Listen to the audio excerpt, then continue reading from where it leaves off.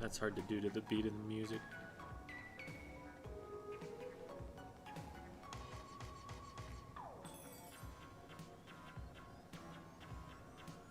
Part of it is thinking like, okay, what subdivisions do I actually want to do that on? Because I can't copy the whole rhythm of it. Like,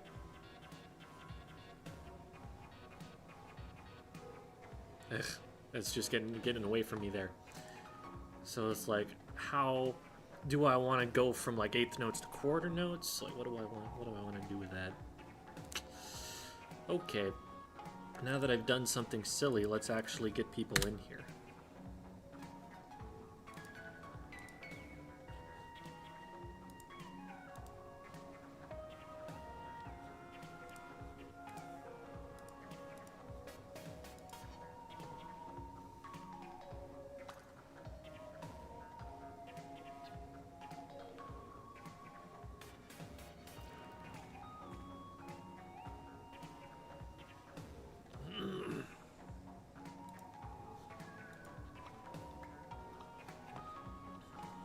Alrighty.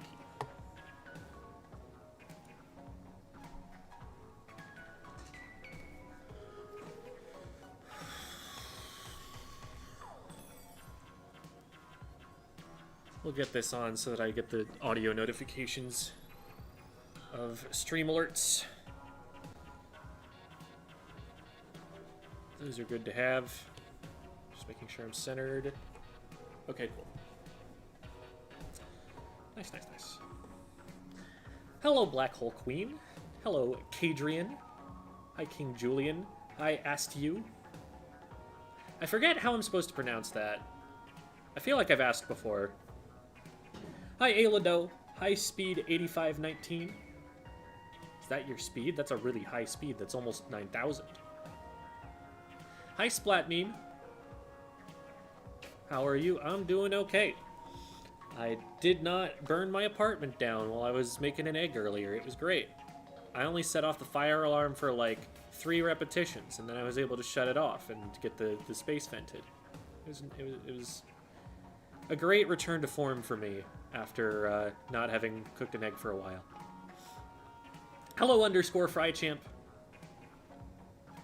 Hi, Wooloo Le Mareep. I see. You're all about the sheep Pokemon, is what I'm seeing. Hi, Rainy. Hi, Fauna Flower. Hi, Ane. Hi, Doovie. Hi, Blipblob. Hi, I drank some tea. Hi, Squidoku. Hi, Prickles. Hi, Umami Bites. Hi, The Best Shirt. OMG, it's Gemma985. You know, you would think, with all of the comparisons between me and Germa that have happened over the years, that I would have seen that one before. But I actually legitimately have not. I think you are the first person I've ever seen refer to me as Gemma, meaning Germa.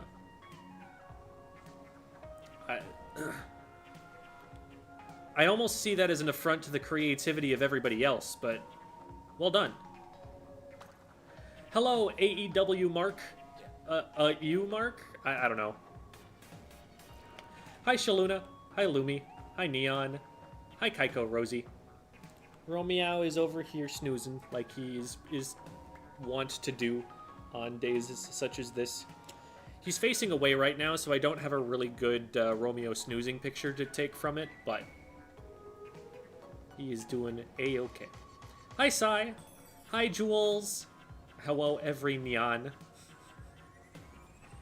Yeah, speaking of cats, we start talking about cats on the stream and immediately Jules is summoned. Hi, Octo999. Just found that I got a 2-hour delay on what? I'm confused.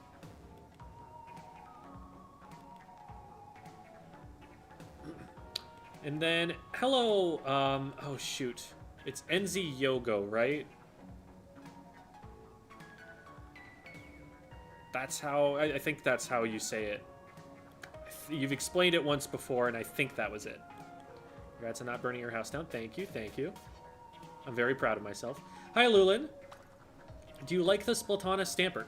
It's kind of neat. I'm not good at it, but I definitely enjoy at least the idea of how I should be able to use it if I were competent at it.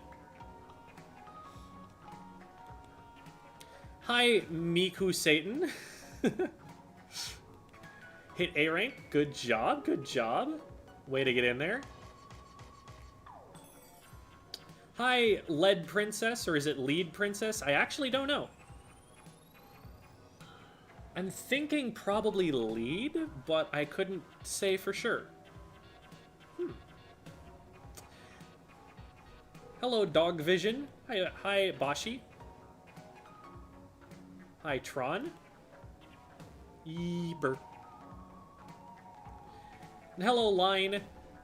What weapon roll is Sorella-brella? So remember that we don't think about weapon rolls in the sense that a weapon is one particular role. Every weapon plays every role at some point. That said, the Sorella-brella is more often going to be a skirmisher than most other weapons. It doesn't do a lot of damage very quickly, which kind of rules it out from being a slayer. It doesn't have a ton of range, which rules it out from being an anchor. And it is going to paint decently well for its special, but that's not the primary reason you're bringing it. It's mostly because it can occupy the opponent's time, and the opponent does have to deal with it, but it doesn't go down very easily, and that enables the rest of its team to do other stuff.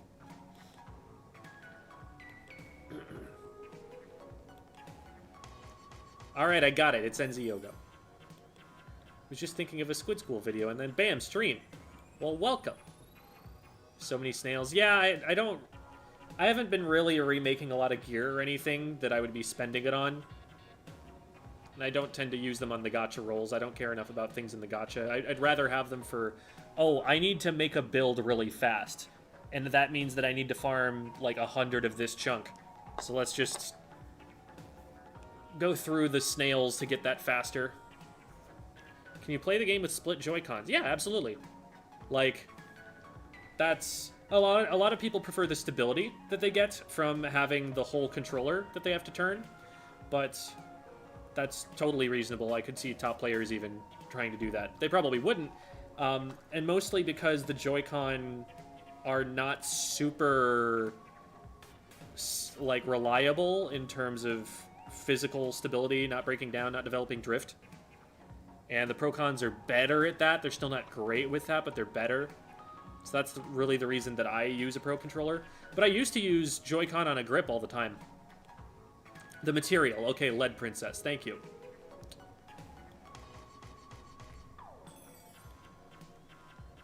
Toying with Stamper makes me feel cool when I can do stuff, especially with Caster.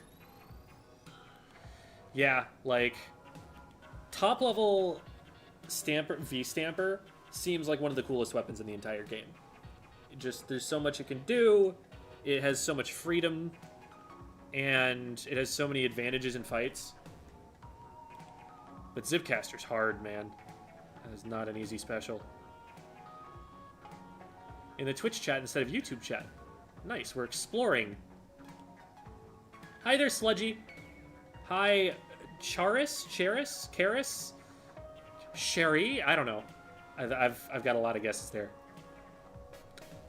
Man, you learn reliably how to pronounce one Twitch user's name, and then another one comes in that you don't know. It's just never ending, you know? It's like cleaning. Hi there, Clover. Hi, Yoshi Melon. Can I has shells? Here. Take them. Take them. They're yours. There. Are they through this? Are they through the internet? Do you have them now? I hope so. You should upgrade your gear now! No. A friend got Splatoon today, and we played with them and showed them the ropes. Cheers to the new players. Awesome! Yeah. I love that experience. I personally just really enjoy getting someone else into a game that I enjoy. It's not just Splatoon that I do this with. Like, I have also coached people in Smash. I have taught people League of Legends. Like, if there's ever a game that you know that I play a lot and you want to learn it, I'm down. That's fun. So, glad you got to enjoy that with them. I hope they had a good time.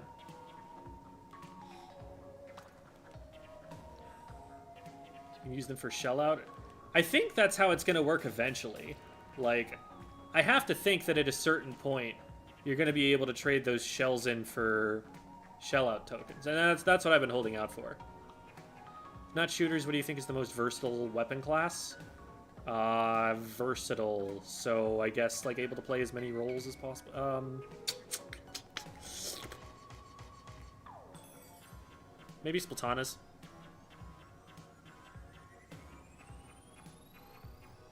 Trying to think, but I think it has to be Splatanas.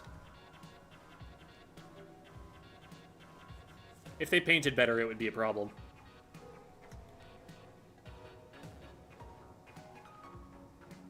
Why do you like the shooter classes so much?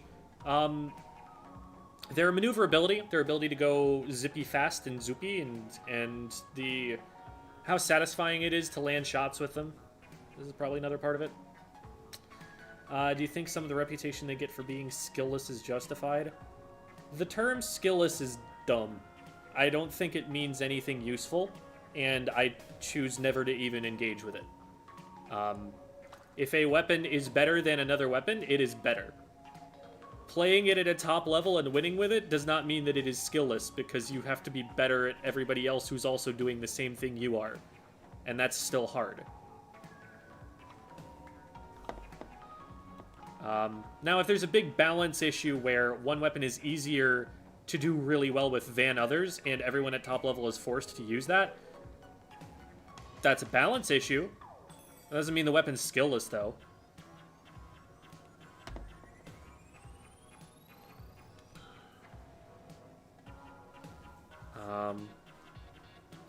Do I play an umbrella-only tournament, or do I play low ink with my actual team? I mean, I would play with your actual team in low ink, personally, but that's all up to you and what you would find fun. I play pencil, but it's become very boring to play. Any suggestions on weapons I can switch to? I mean, you've got all the chargers, which are going to be very similar mechanics. You've also got the splatlings. Those would put you in... Not only would that be, you know, easy to switch over to because of being used to playing pencil, but it's just valuable as a pencil player to be able to play those other things, especially as the meta shifts. So I would just recommend picking those up regardless of whether you plan to switch off pencil. Prefer Joy-Con sticks over Pro Controller. I actually did too. I liked not having to move the stick as much to be able to move myself. Like, it took some getting used to have the bigger ones. And there's Norg also saying, hello, every nyan. So we've got multiple cat people. -23 Celsius outside this week. Do be chilly. 1 second. I'm going to see what that is in Fahrenheit. -9 degrees. Yeah. That's actually about what it is around here. Right? Like, right now... we're closer to the daily high, which was like 6 Fahrenheit, but we've been going negative. We've been going negative at night. Today is one of the few days probably of the year where I decided just not to go for a run because the bitter cold ends in about 5 days for us, and I'll do some other runs, but today was supposed to be a long run where I'm, like, going out 45 minutes one way and then turning around and coming back, and it's like, I don't know that I want to be 45 minutes from home in potentially lethal weather. I'd probably rather not, so I just decided to cut my losses for today, and I had a lot of other stuff that I had to do anyway, so it's probably a good thing for me just schedule-wise. But... Top people League of Legends -5 karma. I genuinely think that League of Legends is a cool game. I think that it can be unhealthy if people get into it and just end up spending all of their time indoors, never going outside. Which is kind of what you end up doing if you're really trying to grind and get better. So I think that you really have to have a good reason to want to improve. One of the reasons that I like Splatoon more right now is that I can play like 8 games of Splatoon in the time that it takes to play 1 game of League of Legends. So lobby up, go through picks and bans, actually start the game. And that's assuming you don't surrender in that first game and have to find another one. Splatoon's, it just gives you so much more reps. So many more reps in such a short amount of time. Hello, a wild muskrat. And thank you so much for the bits, Dasressa. Happy Tuesday to you as well. Hi, Rose. You can use Sheldon licenses in the shell-out machine. Yep. Dumb question. What Splatoon weapon would you say is close to a Wild West revolver?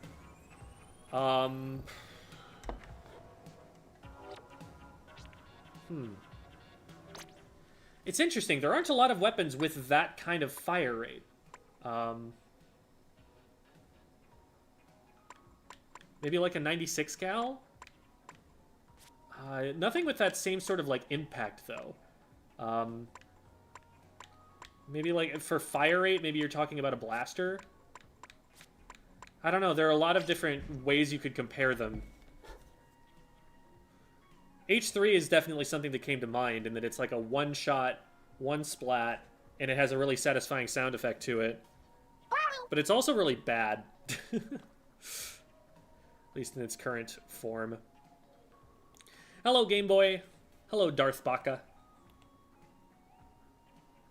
Jem, were there any takeaways from your LoL experience that you could reference for your videos? I already have, actually. I've made comparisons to League of Legends in multiple videos that I put on the channel.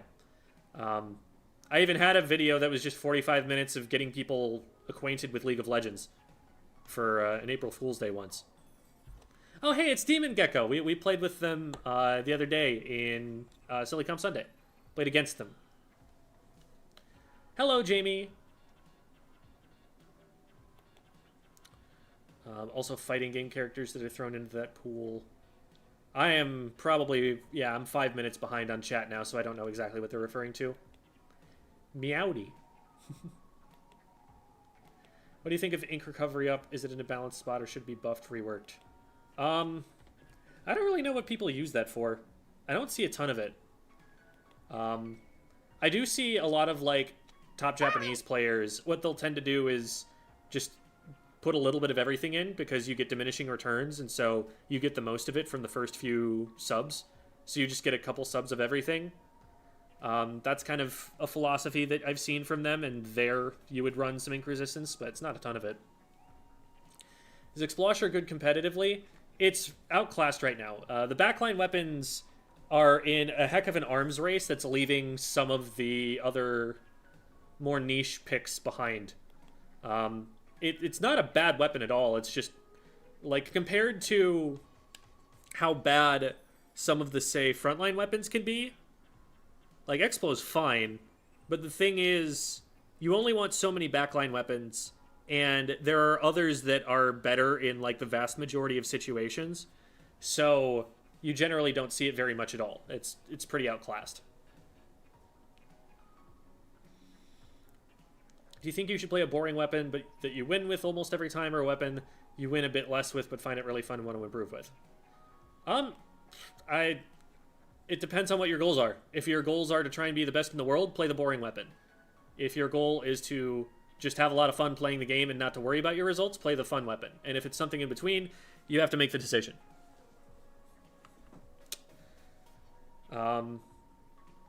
For me personally, I like the weapons that make me feel like I have skill expression and that are powerful. Like, those are the ones that I enjoy playing with, and they also tend to happen to be top tiers. So, it's kind of a non-issue on my end. Just the weapons that feel expressive, that feel like I can do stuff with.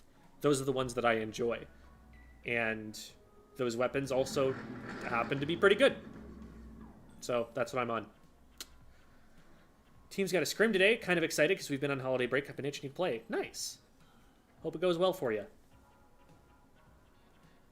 And Splat Meme says meow and has a picture of a meow. Hello.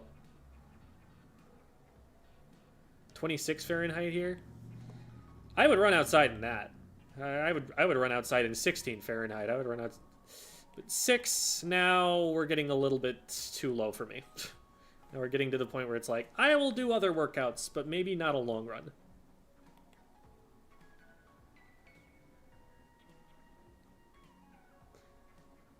Gotcha, so you were definitely doing like... Let's see, even then it depends. Oh boy. Well, it just scrolled, and now I don't know where I am. Here we go. First sub-zero temperature at college. It was great. Yeah, it's really something. Like, you'd think, oh, it's just going to be colder. But, like, qualitatively, there's so many things that change. Like, all of a sudden, your snot in your nose is freezing. All of a sudden, if the wind makes your eyes water, it freezes on your eyelashes. Like, your extremities, your lips, your fingers are going to go numb, and you're going to stop feeling them if you're out there for long enough. And, like, that's different than it would be under other circumstances. Like, the snow is a different texture. There's so many things that, like, you don't think about when you just think, oh, it's going to be colder, that actually have a pretty big impact on the experience of it. What's your opinion on the socio-political climate of the Splatoon world? We're in a rather frightening state of distance from where all the major decisions are being made. We don't know a lot about the economics of this place. It is very much a trendy children's place that we occupy without very much knowledge outside of our bubble. And it's to a degree that I'm kind of concerned for the state of education in this place, because I don't feel like the young inklings and octolings are really understanding the major forces that are at play in their lives with how little they're being exposed to them.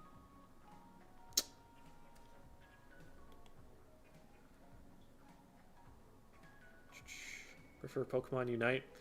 I've played a lot of Pokemon Unite, and I definitely miss the complexity of League of Legends in it. Like, I totally get, like, the faster games is great, but I also feel like those games feel much more the same than they do in League of Legends. Would you ever do more movement guides like you did for Mahi? Movement guides. I think I did a video where I was, like, looking at what had changed on Mahi. I could look at stuff like that. I used to do a video series for Splatoon 2 called the Map Mode of the Day, where I did a really detailed breakdown on an individual map mode at a time. That was a lot of work. That was a solid, full, just 7 hours of, like, scripting and writing and thinking and testing and putting things on maps every single day, where it wouldn't fit into my current schedule to be working that much on just the videos. I have other aspects of work that I need to be able to do in addition to that. So it doesn't work super well on the workflow, and they were only doing so well while I was making them. So I probably won't go back to those anytime soon. But maybe a few, like, shorts here and there about little tricks. Is Splatting just trying to, like, get all of the clips of me saying the ooh-woo things? So they had, like, a meow earlier, and now they've got an oh-whoa in chat.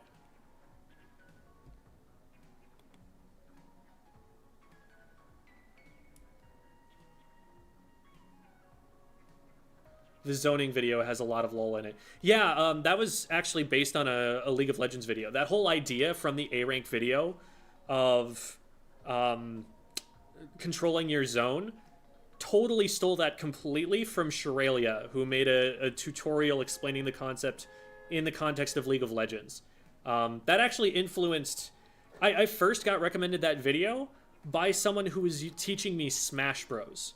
Like, that video is just such an absolutely brilliant way to understand the way that, like, a lot of competitive games work. You can talk about that concept in chess.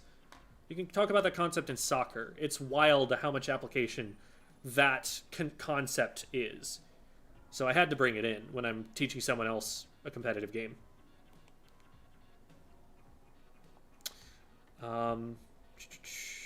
Remember during the test fire, I was dominating with V-Slosh.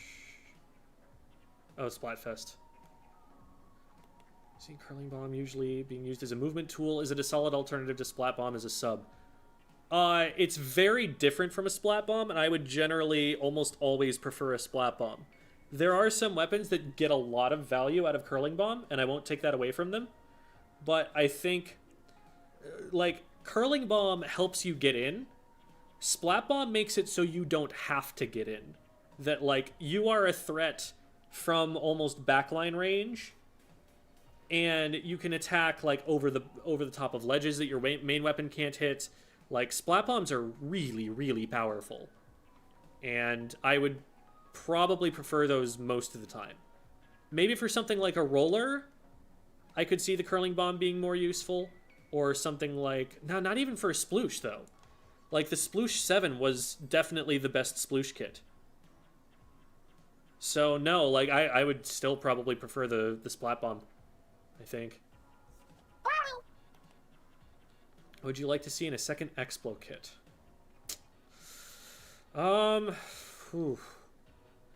That is hard to say, because it has a pretty good kit for it right now. I don't know that there's going to be one that synergizes that much better, but maybe ask an Explo player, because I am not one. How'd you say the meta applies to solo queue around low S+? There is a lot more that can work, but I will still say that I think the things that do work at top level are going to give you a little bit of an advantage over the things that don't at top level. Just at that level, people are going to be making a lot more mistakes that you won't see at top level, and a lot more of those mistakes will go unpunished, which creates more volatility. Thinking of writing a fanfic of 3v3 Splatoon games. How does Ballpoint, Splatling, Splatana Wiper, Splatana Stamper sound? That could be a comp. Yeah, that has some pushing power. It has some defense. Good range. You've got Fizzy. So none of the bombs are lethal, but they all do damage. So they can chip damage combo with each other. I think the specials are probably the most worrisome part there, in that I guess you've got the inkjet to work with, but you don't have something like a Booyah Bomb or missiles or something that can clear people out at distance. Or strikes or Zuka. But that's workable.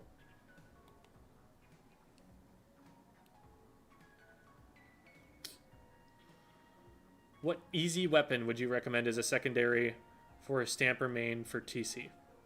Easy weapon.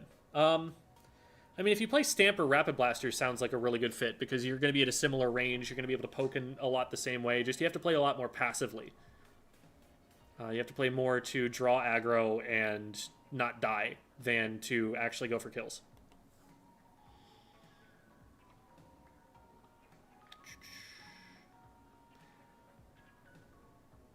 Are Glugas a bad weapon to try and get X rank with? Glugas are hard compared to other weapons to get high powers in X rank, but it can be done. There are definitely some people in the like 2800s, I think, with the Glugas. Not much higher than that, though, from what I remember. In what ways could I improve without my Switch? I mean, I guess you could VOD review, you could try and learn more about the game, but playing the game is kind of important. You're probably going to feel a little rusty when you come back. Why is your gear random abilities? Is there some kind of advantage to that instead of having 3 of the same? Yes, absolutely. Gear, so when you put a chunk on a piece of gear, if that chunk is already on the piece of gear, it costs more the next time you put another one. So like if you have 3 subs of swim speed on a piece of gear, the first one only costs 10 chunks, but the second one costs 20, and the third one costs 30.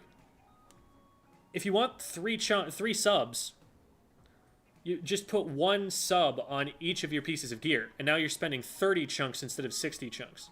Huge waste of time to put them all on the same piece of gear if you already know what 3 pieces of gear you're going to be lining up with each other. Part of this is also, I tend to only start building a piece of gear once I randomly roll one of the 3 chunks that I want, so that I don't have to spend 10 chunks getting that one on. It just happened naturally while I was farming the piece of gear up.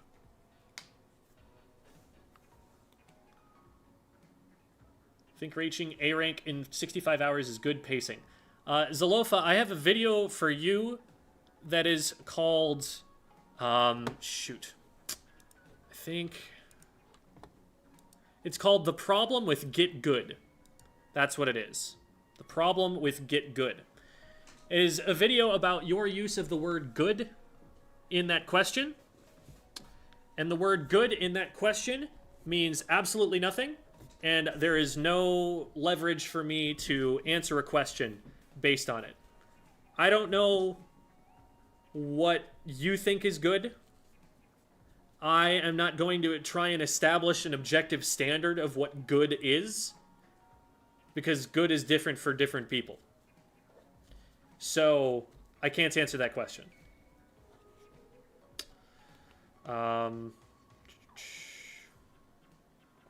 What colors would you like on a new splatter shot? Red would be neat. Are we having class, or are we just splatting? Yeah, just splatting. Yeah, it's the title of the stream, you know. What easy weapon would you recommend as a secondary? Oh yeah, we already talked about that. Weather is freezing all the water pipes everywhere, bursting main lines. Jeez, ugh, that's so rough. My car wouldn't start yesterday. Not. It started so that I could get myself to the grocery store.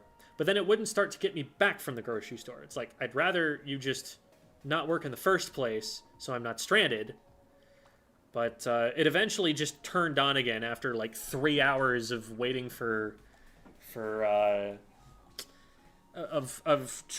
calling for help, and then realizing, oh, the car turned on, but then the car wouldn't go anywhere, and so I needed a tow, but then I didn't need a tow because then it just started driving again. Like, I don't know what happened, man, but... But yeah, once you get colder and colder, you're just going to have more and more brutal problems like that.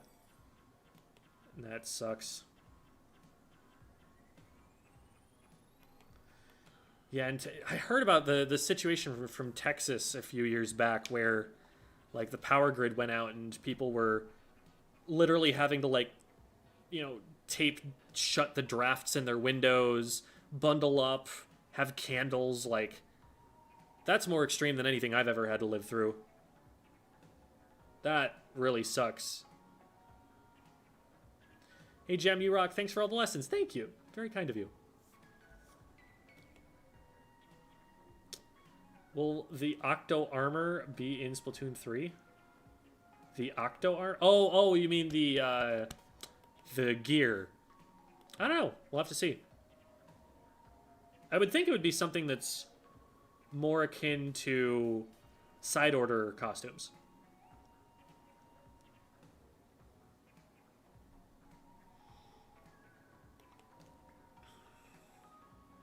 Trying to take a break from Splat. Yeah, it sounds like that might be a good idea if your hands are hurting. Massive guide on mindset would help the community so much. Yeah, I mean, I've done a lot of videos on mindset. You could probably find like 5 or 6 of them just by searching mindset Squid School. Because I think I tend to hashtag it with that.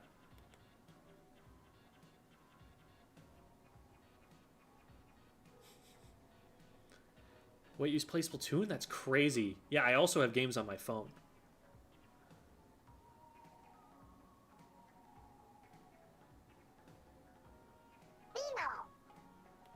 Oh, hey, thank you so much for the gift subs. Octrid is tired.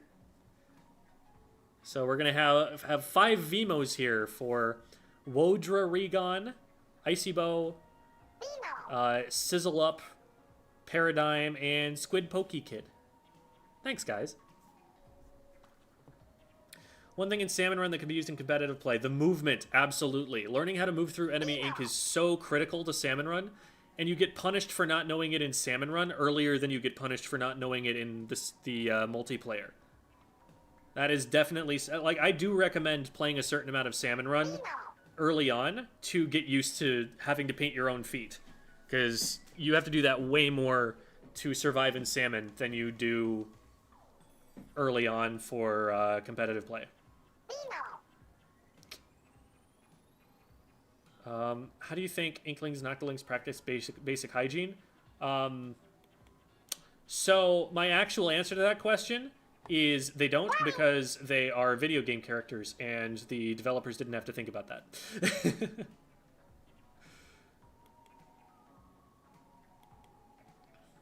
For the record, I never clip the Happy Tuesday wishes, but it does make me smile when you read. Aw, just doing it for the love of the Tuesdays. I am glad that it makes you happy. It makes me happy too. I think Curling Bomb is outclassed by Fizzy.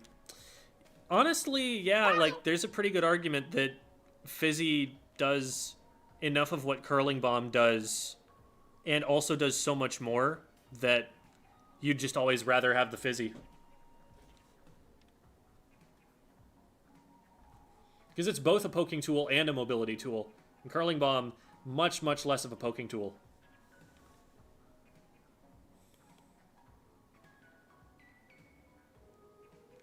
Congrats on the top 500, Game Boy. Good, very late night from England. Yeah, jeez.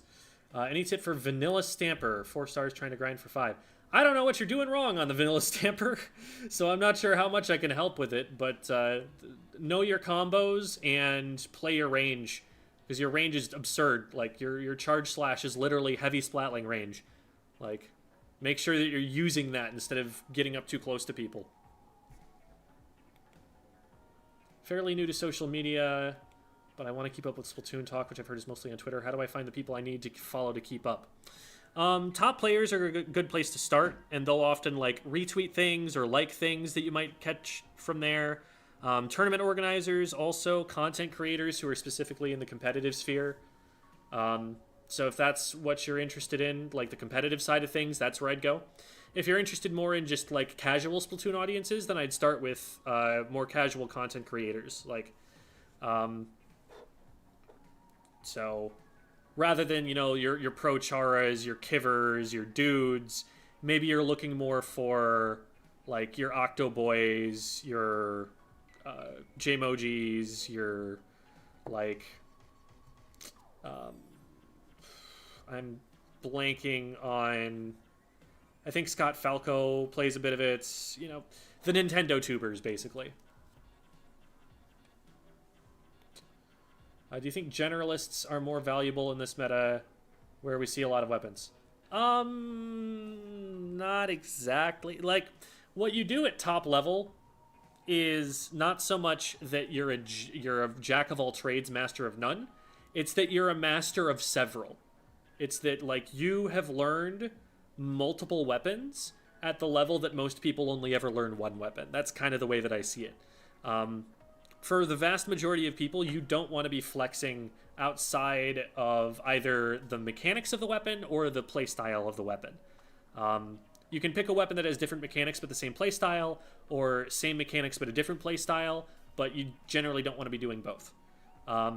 It's only once you get up to the level of like Jackpot where you can look at your teammate and say, I trust you to be able to play the Splatana Stamper really well and also play the 52 gal really well, because that's what they look at Leafy and say, and the Nautilus on top of that, or like .Q on the Splash and the Snipe Rider and the Ballpoint and the Flingza Roller. Like, they have played such an absurd amount of Splatoon, and they've worked on those weapons so hard with each other that like they can do that sort of stuff. But one tricking is not great, and flexing to everything I don't think is great either.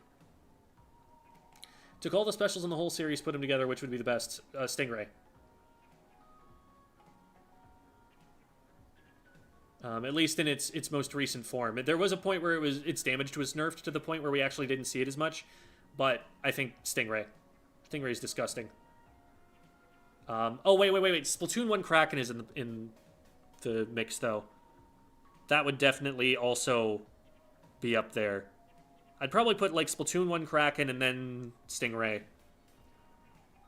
Those are my thoughts. I didn't play enough Splatoon 1 to have a sense of scale, but That's where I think I'm at.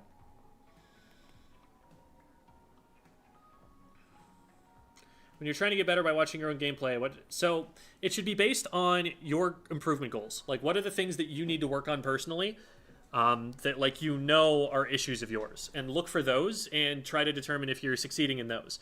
And then if you start realizing, okay, this is not the number one thing that's causing me to lose the most, then you start looking for other stuff.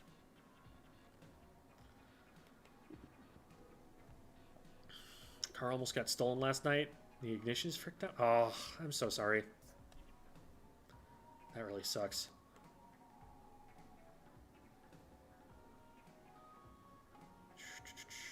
Thanks for the great VODs. Thank you, Octrid. And that was probably in response to all of the gift subs. Yeah, that was. We're 7 minutes ago now, but I'm only catching up to in chat now. Hi, Awkward Cat. My first live. I've loved your channel for the past few months. Thank you for what you do. Oh, thank you. That's very kind of you.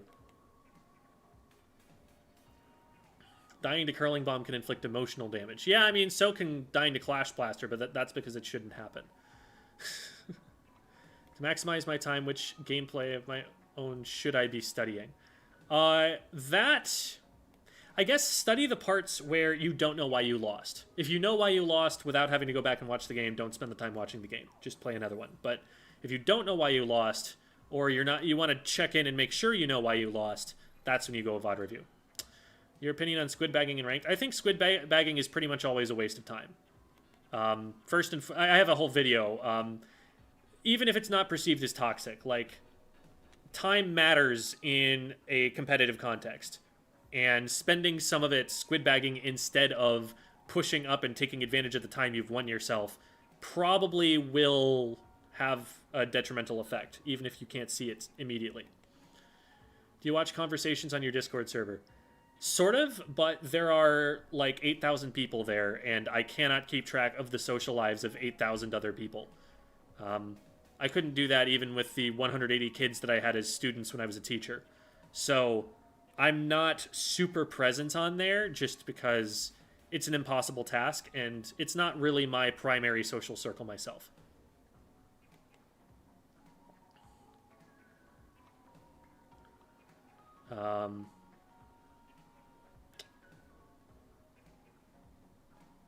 What about Bubbler? I have never played with Bubbler well enough to have any understanding of how well it worked in competitive play. I played Splatoon 1 for 2 hours total. Why is Splatoon 3 Kraken feel so bad compared to its Splatoon 1 version? I think the speed of it is lower, if I remember correctly. It doesn't one-shot except when you do the charge thing, which makes it a lot easier to avoid. I think those are the main differences. Oh, it doesn't have the instant activation time either. You can shoot someone out of it on the startup.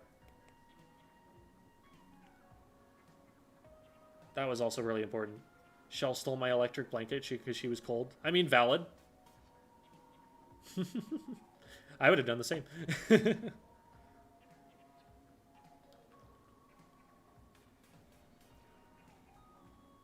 20 damage hit of curling is so funny. It has no reason to exist. It is kind of generally concerning. Genuinely concerning sometimes when you're really low. Will you do a special stream where it's all Salmon Run themed, maybe? I have done one before, I think. I had one where I had Lumo on as a guest. Might have also had Limo on? I don't remember. But that's probably somewhere searchable on YouTube. I think I've really caught up to chat here at this point. Probably already mentioned this before, but how long were you a teacher? For 3 years. From the 2016-2017 school year to the 2018-2019 school year. So I just barely dodged COVID, for which I'm very thankful.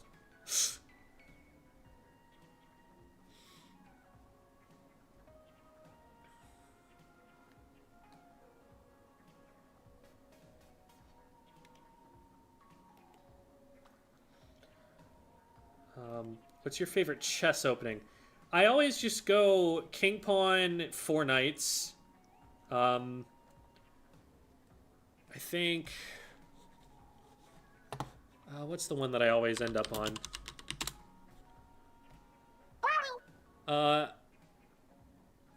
Yeah, I usually go 4 knights, but I often end up in Ruy Lopez as well.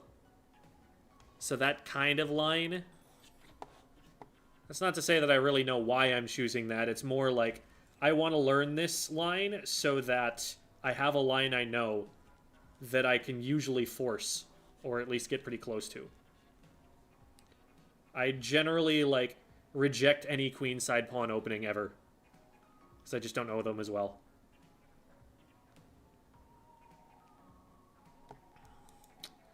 Do you have any player recommendations for backliners, like people who make content around anchoring and comp?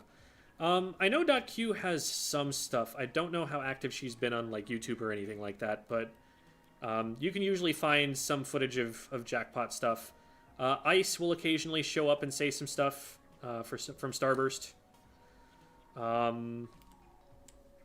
Brian has some older stuff. Like, I still recommend his video on Charger aim drills. That could be useful to go back and look at.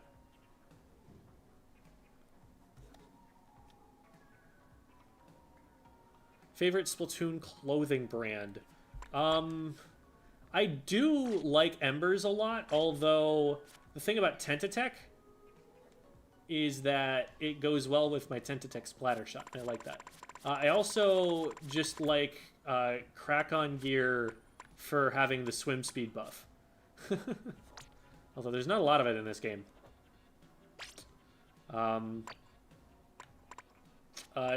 Kensa is cool, but a little bit too weird sometimes.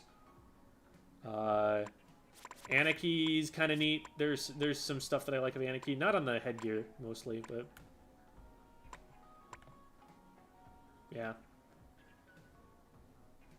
That's about where I'm at, like, stylistically, anyway. Help, there's this girl I like, but she plays Clash Blaster. What do I do about this situation?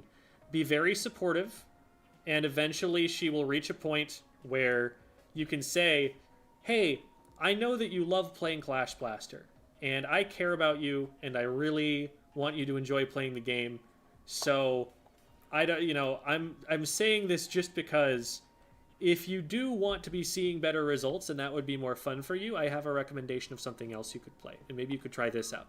And then at that point in time, if she's willing to give it a try, she'll probably do better than she does in the Clash Blaster, like within like a week of picking it up. And she'll be like, oh, yeah, wait, this is just better. And she'll always have a pocket Clash Blaster, but she'll have seen the light, you know?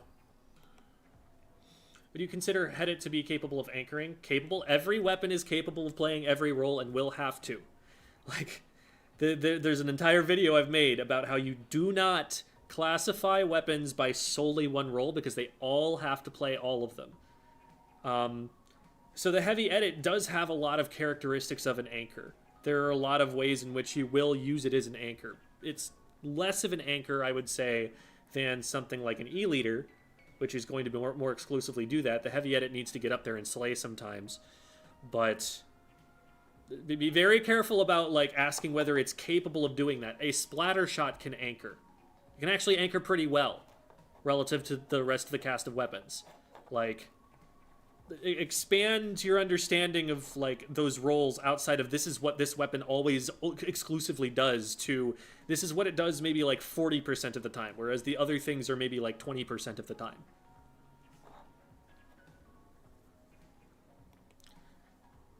Thinking about reaching out to you for a Tuesday VOD review. Keep forgetting, you need to write it down. Yeah, just DM me on Discord. Just like find me on the Discord server. I'm in the upper right. Go send me a DM, say hi, and we'll get that scheduled. Now that my concussion's no longer an issue, oof.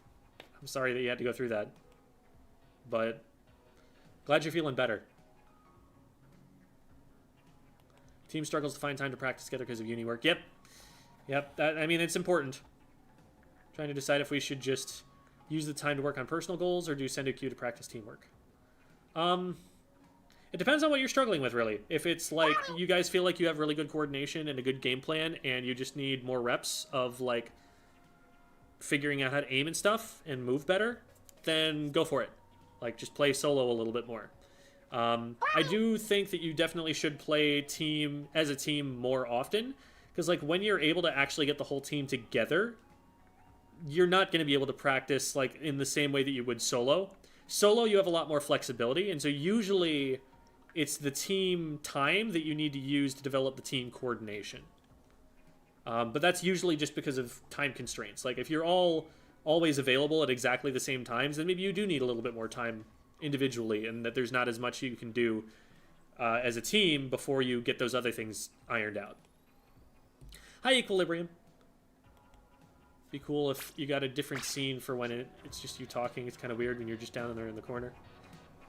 I could. Like, I have this, I think. I don't know what's in the background. Oh, nothing is in the background. So I've got this with all the snowy crap in the bottom over there because the green screen's effect isn't perfect, and I crop it out over here. Here, wait. Woo!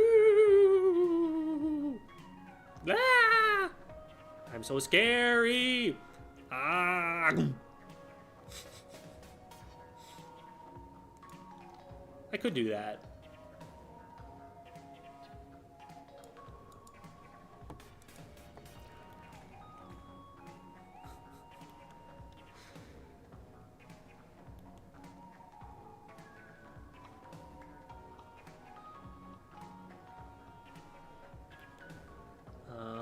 I play a ton of Salmon Run now. When I play Anarchy, I can't aim well.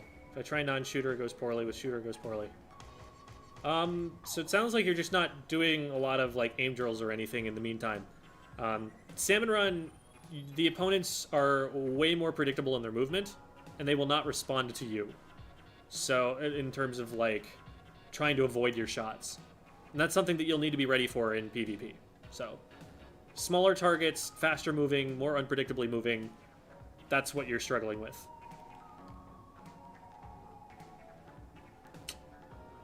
Most out there feature you'd want for Splatoon 4? Better netcode?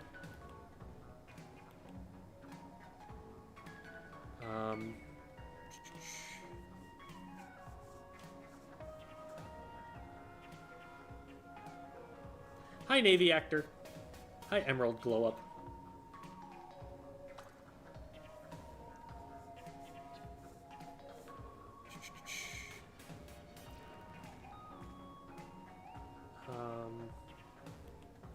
Doesn't mean you're doing useful stuff while doing that, but while backing up and anchoring? Well, no, not necessarily. Like, any weapon with bombs is having an impact on the match while being far away and not dying. They're often going to be painting for special in the meantime, too, and giving jumps. That's all useful.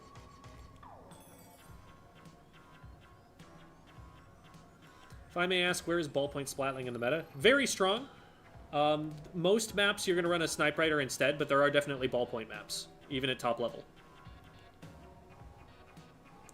What weapon would you like to see buffed and how? Clash Blaster needs something. Like, at least give it the ability to paint for itself in a single shot. Like, the fact that there's a gap in that ink is just inexcusable. Needs to have a little bit more than that.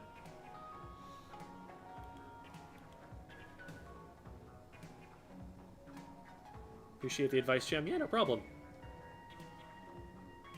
On Neo Sploosh and whole team is that you're actually pretty well equipped for your new teammates back in. Yeah, you have beacons. Should I look towards other backlines or other sloshers? You could go either way, really, with Explosher. It depends on how you want to play it. Explo is usually way more anchor and way more, like, support-based. But if you want to splat some people, like, go pick up a V-Slosh. That could be fun. I will say the Explo fires a lot differently than other sloshers, so, like, getting used to V-Slosher will be a lot different. But you'll at least have a sense of how the fire rate works and how to move with it. Why do I and others meet so many top 500, top 10 X-Rank players? Playing Open in the last weeks have just driven me to the point of not wanting to play.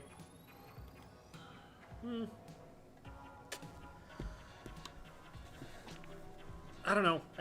It's very random in Open, and you kind of just walk in knowing, like, you don't know what the luck of the draw is going to be for you. But I don't know. I personally would love to run into a bunch of really high-level players, even if I'm losing a lot, because it means I'm going to learn more.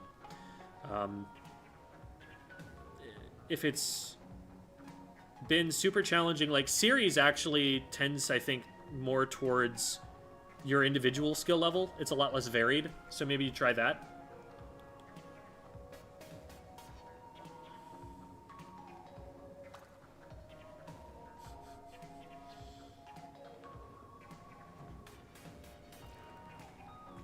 Thinking of switching from splatter shot to 96, is it worth the investment? My question would not be whether you should or shouldn't, it would be why. And that my choice on that would be more impactful. Like, they're just completely different weapons, doing completely different things. What is it that your team needs, or what is it that you want to be able to do with it? Splattershot's a higher tier weapon, that's about the most I can say.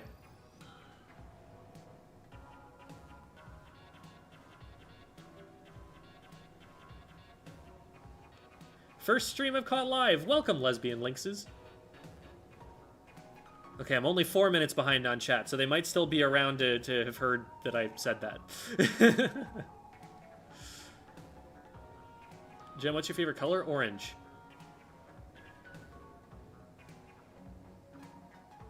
I'm minus 2,300 points. Help. Watch my YouTube channel. There's your help. Been building it up for over a year. That just sounded like an ad, but it's also like, that's also my answer to that question. Give me tips. I need tips. Per Ned's Declassified School Survival Guide. Do people still remember that show? I feel like... Zoomers were probably still old enough to see that show, right? I'd have to think. That might still be relevant.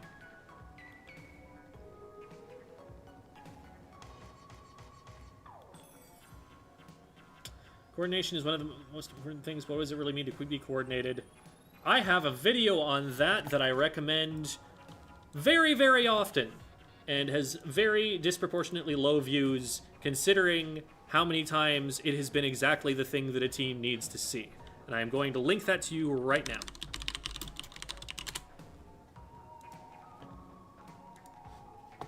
Life's Extra Lemons, this specific video is for you.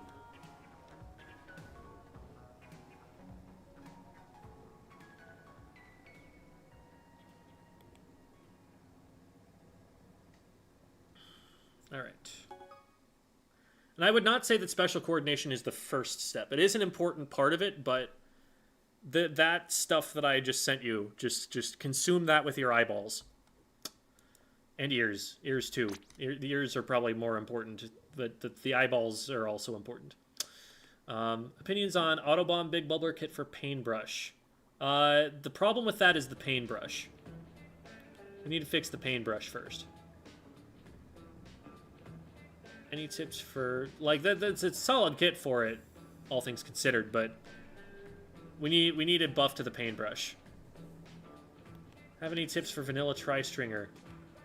I've done a number of VOD reviews on those in the past, so if you want to check those out, you can see, like, I'm not a backline player, and my tips probably don't hold as much weight as someone like Nicolini, even, who streams on Tri-Stringer a lot. Shoot, I'm blanking on the name. There was a high-level Tri-Stringer player that reached out to me. I think it starts with a Z. Crud. I'm trying to remember what their tag was exactly.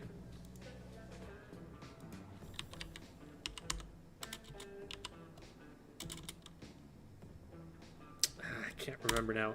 Oh, wait. I think I might remember. It's going to be too hard for me to find right now, but... basically, my thoughts on Vanilla Tri-Stringer are that you should have an impact on every single fight that happens on the map. Because you have... Every single part of your kit helps you to do that. There should not be a single fight that you are not at least doing something annoying to the enemy team in.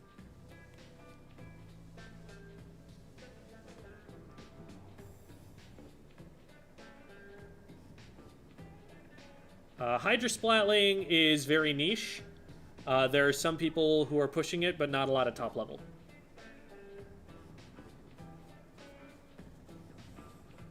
Just subscribe today. Can you tell me if you've streamed Hero Mode or any single player at all? I don't think I've ever done like a playthrough of it. I remember, I think the first time I beat After Alterna might have been on stream. I think I grinded that out at one point. You can maybe check on the live tab on YouTube and see. In fact, I'm going to go and check and see if I've got something like that right now.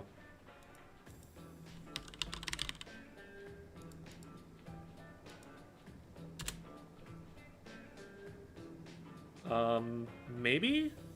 Oh, no, that's just alternating. Oops. Yeah, I don't know. It's not a very common thing that I've done. I focus a lot more on the PvP.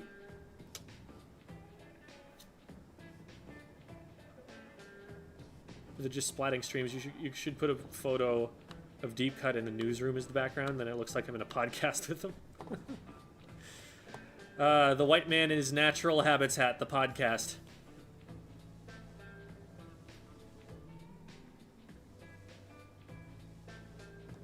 Can win pretty consistently in Open, but struggle to win in Series. Yeah, Open is generally a lower level of play than you're going to see in Series, unless you see coordinated teams there. It's also possible if you're playing with others in Open that they may be changing the matchmaking in a way that's favorable to you. Just lurking. Welcome, urchins. Thanks for the lurk. Just wanted to say hello. Hope you had a lovely time over the holidays. Thank you, Terraby fan, and I hope you did too. Hi, this is the first stream I've ever watched live. Welcome, Crazy Cat Meow. Your cat theming is very welcome here. There are very many people who enjoy the cats. We'll have some cats going in the meantime, just in honor of your presence. A lot of anxieties about going into Anarchy battles, especially Series. I think it's the whole competitive aspect. I'm not sure how to deal with it since it impacts how and when I play and my enjoyment of it. Yeah, so that's very understandable and it makes a lot of sense. Basically what's happening is when you're getting ranked, it's starting to like impact your self-image, like your sense of yourself. How good am I as a Splatoon player? Like, it's probably something that you're at least somewhat proud of, how well you can do at the game. And once that self-image is challenged by a loss, it takes a very strong mindset to not feel negatively about losing. And that's something that everyone's going to struggle with.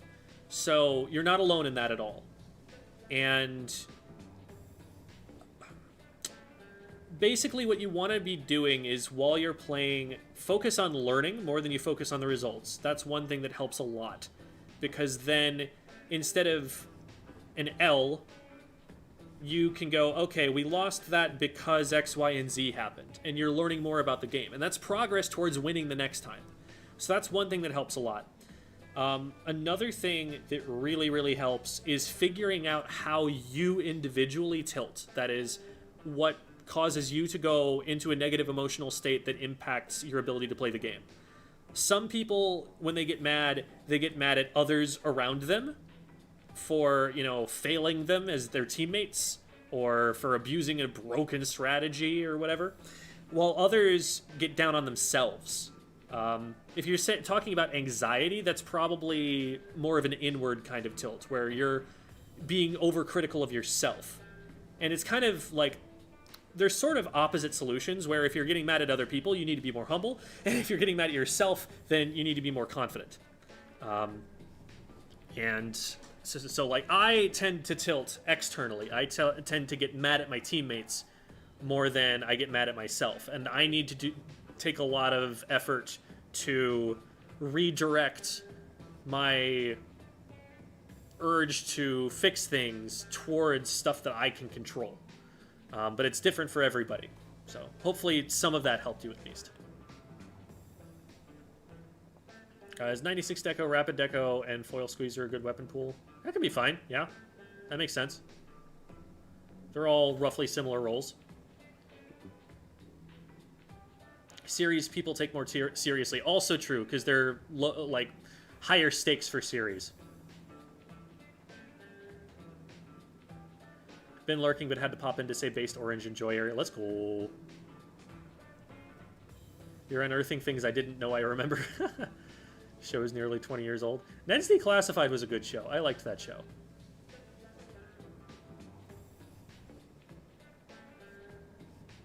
Shoutouts to Sweeney. Oh man, I don't even remember Sweeney. Man, it has been a while since I've seen that show.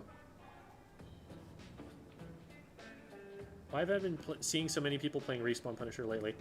It's probably just that you're noticing it, because people have been playing Respawn Punisher in completely terrible situations for a long time.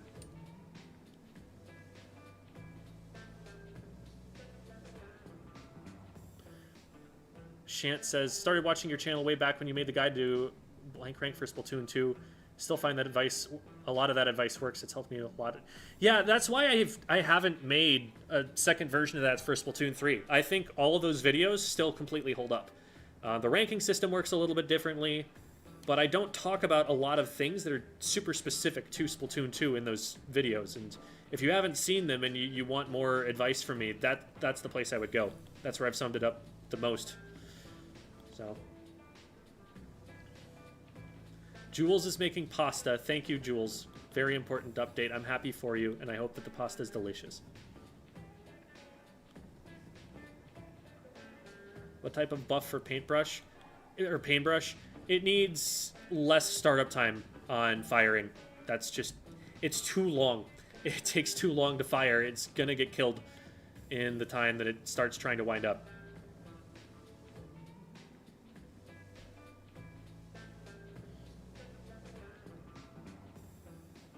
And thanks for the Jules shout-out, Jamie. Jules is very cool. Very, very positive, fun squid. Highly recommend whatever streams they are willing to put out there.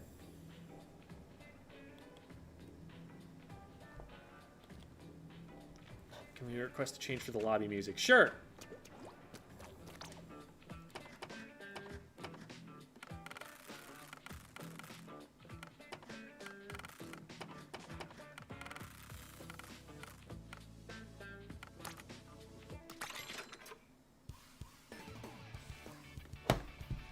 There we go.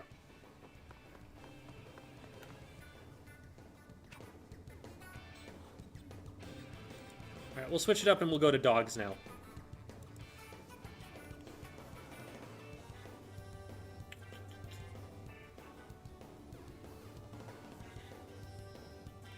The reason I want to switch from shot to 96 is to be able to flex to a wider range of weapons. Once I 5-star a weapon, it feels like I should shake it up a bit and learn something different. Yeah, if you're just doing it to learn, do whatever. If you're trying to, like, play competitively or something, like, you don't necessarily need to be an expert on all of the different weapon classes. Like, at a certain point, it's better to learn more about, like, coordination.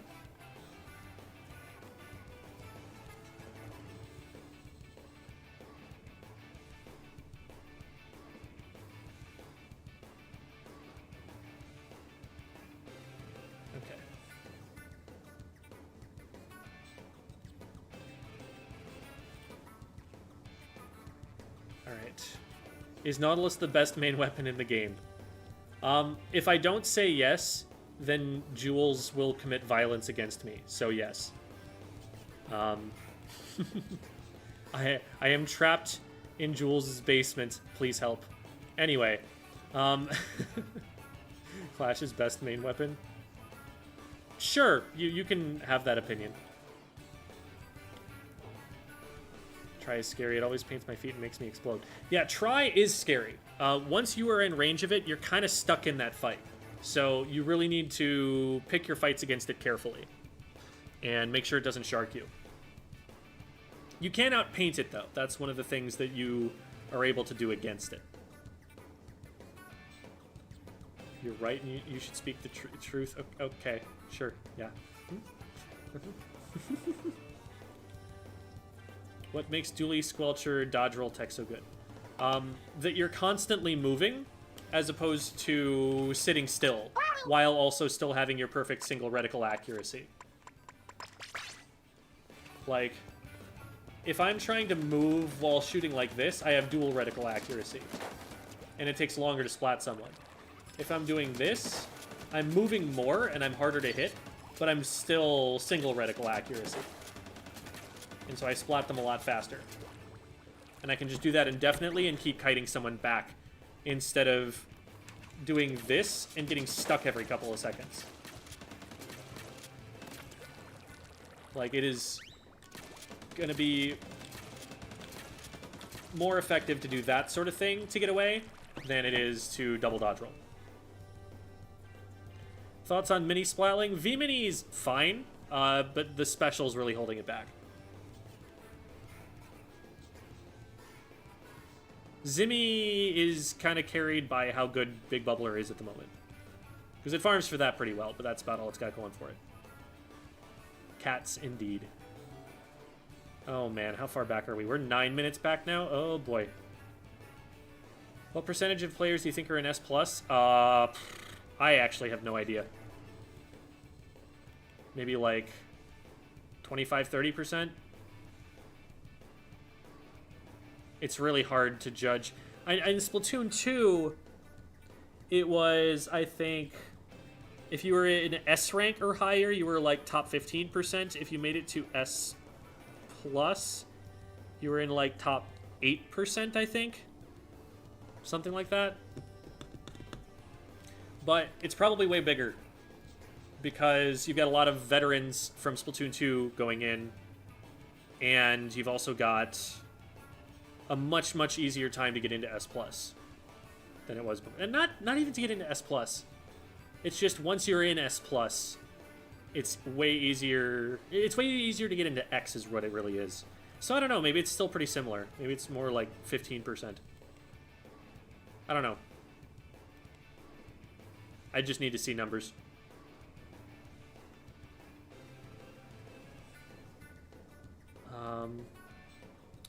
Did you beat the Octo expansion? Yes. Yes. I beat Inner Agent 3 and all that.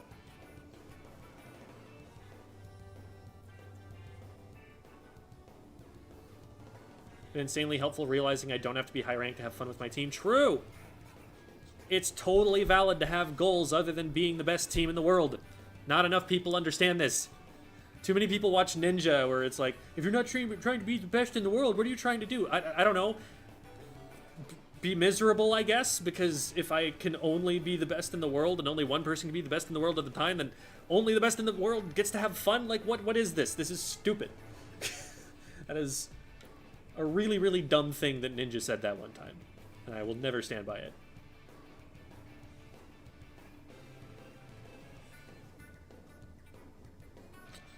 Lynx says, once I get going in playing, I have fun, but it's always a hurdle to get started. Oh, okay. So you're kind of like nervous about like losing rank or something. What you can do is start playing, you know, with a mode that isn't as high stakes to warm up, and then jump into ranked once you feel like, okay, I'm feeling good, I'm warmed up, I'm ready, my aim's good. That could help. A friend of mine complains they're bad at the game but doesn't actually put any effort towards improving, and it's been really frustrating. What do? First of all, bad is just as bad of a word as good. What does that mean? By whose standard? If you throw them in front of an elderly person, compared to that elderly person, they're really, really good at the game. It's relative. It's bad to... I say bad here. But, like, I think it's a bad idea to base your self-worth on something relative like that. Like, come up with something objective that you want to set as a goal for yourself if you're really trying to improve or something. But also, if you're not actually going to put any effort towards improving, maybe them saying bad, that they're bad is, like, just them acknowledging, yeah, I'm not trying to get any better. I'm fine with being bad. Like, if that's the sort of mentality they have about it, good for them. They're in their place. That's where they would like to be. But, kind of depends. Ned's declassified watch party then? When? Probably when the copyright lifts. I'm not one of those kinds of streamers. I'm not trying to get taken down by the DMCA.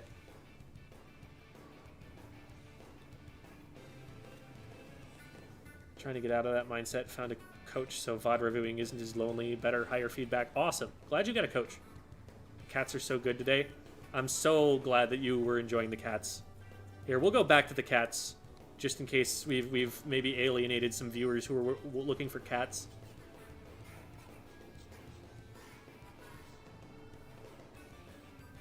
I think I get overly self-conscious of KD when I do rank ups because I worry I'm not doing good enough for your matches. KD isn't everything, especially if you're not playing a Slayer weapon. Like, a Slayer weapon, okay, that's the main thing you're providing to the team, right? If you're a Carbon Deco, you're not providing much in the way of paint.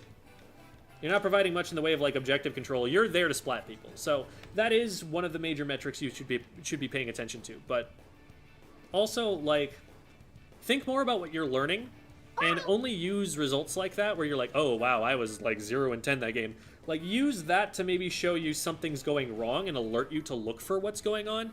But it should all be with the intent of learning, not of, did I do good?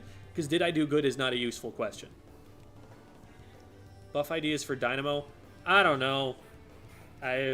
Honestly, I think it's in an okay place. Like, it's probably not going to be meta just because of how slow it is.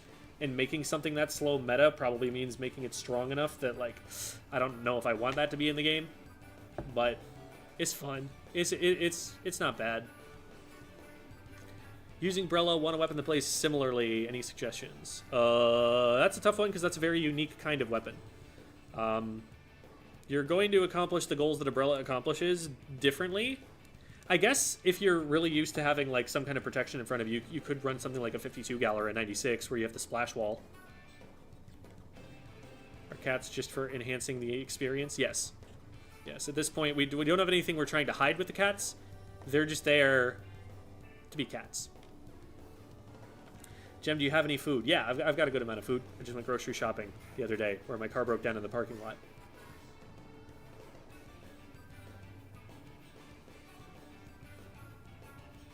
How do you feel about people using your live streams to help fall asleep? I'm down with that.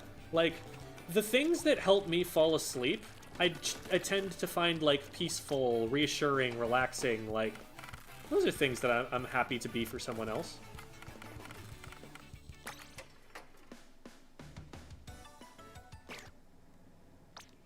Oh, wait, wrong button.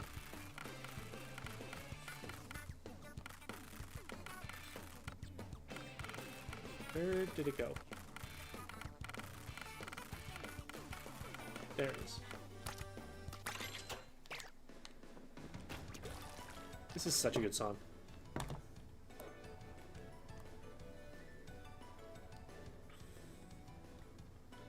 Who is...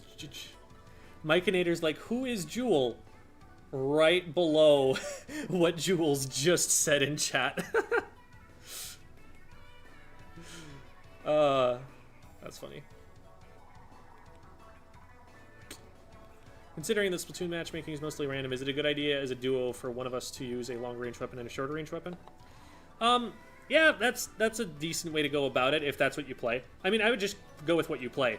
If you both play anchor weapons, then good luck, because that's already not a good team comp, and they're probably going to give you another anchor weapon just to make you feel bad. And if you ever play, you know, like a Charger or something, they're probably going to give you, like, a Hydra, and you're just going to have to deal with that, which sucks, but that's the way that it works. Play the weapons you want to play. That's about the best you can do. Is Forge Pro good for lower ranks? Forge Pro is fine. There are definitely options that you will prefer in top level over it, but it is viable, I would say. I think it's something that you could use if you really wanted to on a team comp, and you would not be holding your team back that much. The biggest problem is its paint efficiency. Like, you run out of ink pretty fast on that thing.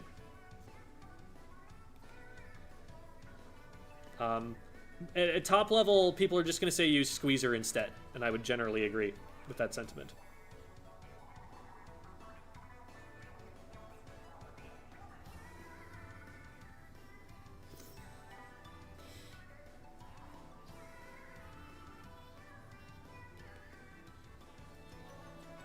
Oh, the dog was on the screen so you couldn't see.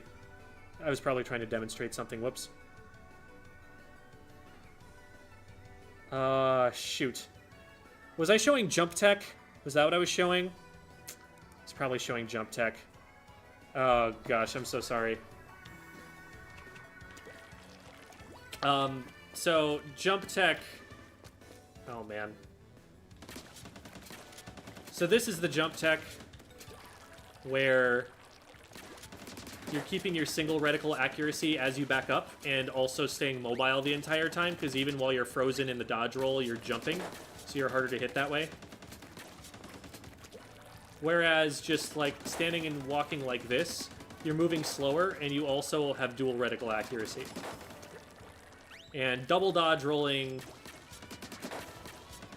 means you have to freeze for a little bit. You do slide a bit, which is nice, but it's still more unpredictable to do this sort of thing. So that's what I'd recommend. Does your software show you how many minutes behind you are? Yes. Yes, it does. I can see that I am 9 minutes behind at the moment. It has a timestamp for everything, and I can just compare it to what's in the lower corner of the screen. When do you guys think mid-season patch is happening? It should be happening pretty soon, I think. I don't remember exactly when we got the last one, but it should be every 6 weeks.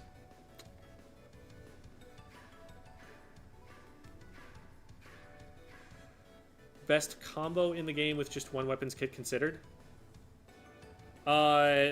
Best, like, weapon kit in general? I mean, you could probably say it's, like, either the Splash-O-Matic or the Sloshing Machine. They had to nerf those weapons considerably because of just how much synergy they had, how well they worked.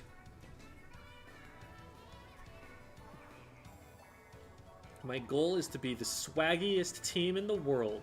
Mission accomplished. Good job, Jules. We're all proud of you. Hi, Melody. Hi, Gem. Hi, chat. I'm glad to be back here. Couldn't come back for a few streams. Couldn't come for a few streams. Good to be back. Well, welcome. Happy to have you.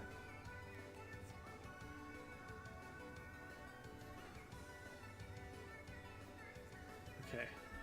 What's your advice for people that feel stuck, like they have plateaued? Getting a new perspective from a much higher level player on what it is you should work on next would be good. Something else to consider, though, is if you've been looking for a lot of that sort of feedback, it might just be a matter of needing to play the game more than you are currently willing to, or currently are. And to try to improve more rapidly. That maybe you are improving very rapidly, but that the people at your level are also improving at the same speed or faster, and so it feels like you're falling behind when really you're not. That's also a possibility. And at that point, at some point, you will probably reach a decision where you're like, you know, I am not willing to put in more effort than I currently am, and so this is where I'm going to be. That's where I am, honestly. Like, I'm going to keep improving. I'm going to keep, you know, working on getting better at the game, but I also don't want to play the game more than I currently do, generally. There's nothing telling me that I really want to grind for 4 hours every day to be the best on Earth. Because that's what I would really have to do, and I would have to take a long time doing that and a lot of introspection. That's just not my goal. So that's not what I'm doing. Hopes for side order that it is fun.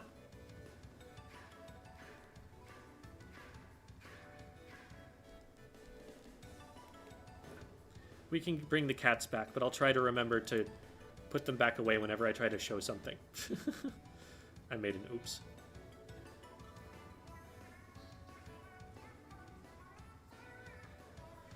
What a whimsical and inviting nature. So cute. My heart is fluttering. Is the process of finding a coach like that of finding players? Kind of, but harder, because I might need to make a video about coaching, because that's something that's been coming up a lot recently. There are not a lot of coaches compared to the number of teams that want them, and that's because coaching takes a lot of time, and that kind of time investment is a lot to ask of someone in a place where there is not an industry built up around it. There are not a lot of people who are charging for that time. Especially not a lot that are charging for being a consistent coach for them. Like, I have an agreement like that I'm working out with a college right now, where I'm probably going to end up coaching them steadily for a few months, but like, they're paying me a lot of money to do that compared to what other people are getting right now. That's something that, like, is possible because the school is willing to fund getting a coach for their team. But, like, if not for that, then the coach probably really likes you, right? If they're going to be willing to do that, right? Like, imagine, like, you just walk out to like you go out to a gym, you're playing basketball with someone, and they're like, hey, you're really good. Could you coach my son's rec league team? It'll be like 2 hours a week. Like, I'm just coming here to have a good time. I'm not trying to, right? Like, under what circumstances would you actually accept that invitation from a stranger? Think about it for yourself. There might be some. That might be something you're really interested in doing, but not everybody is going to be who is good enough to do it. Is there an objective, correct way to play S-Blast? I would argue that we probably don't have too much of a way like that figured out for anything, but generally people have been playing it very aggressively from what I've seen. I would definitely go back and watch some Pro Chara footage, because even though it's the new S-Blast, well, he probably did do at least a good amount of testing on the new S-Blast too, but he played a lot of the old S-Blast, and so that can give you some ideas of how he's thinking of playing it. You probably don't have to play it as aggressively as you played the first one, because the first one just had Reef Slider, and so you're just going to try and run in and feed a lot, whereas this one has Burst Bombs, so it can sit back and poke a little bit, and its Booyah Bomb can have an impact at long range, and it's a special that's worth surviving for. How's Romeo doing? He's snoozing. He's feeling all right. But this is his very snoozy time.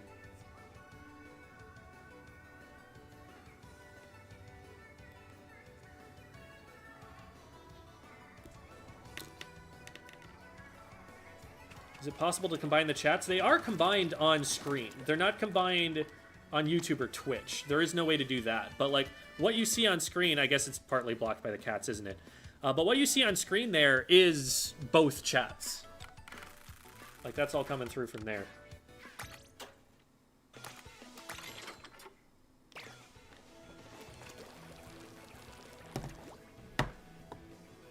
Said earlier I should be prepared for unpredictability of anarchy and do shooting drills. Should I choose a weapon I love, even if it's not good, and commit to it? Or is there a beginner weapon? Any tips to find my footing? I would recommend, like, play the weapon you like, but also play weapons that have a similar role to it. Like, learn what it is that would actually do that thing in competitive play. And learn both of them at the same time.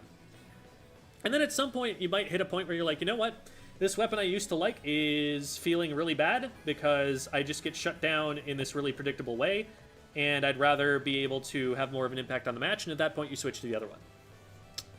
Any advice for maintaining morale as the weakest member of your very patient, supportive team, continuing to learn from your mistakes without over-focusing on how often you let everyone down? All you can do is improve. That's all that you can hope to do. You cannot hope to, like, be better immediately without just focusing on improving. So just play to learn. And once you have learned a thing, then work on learning the next thing.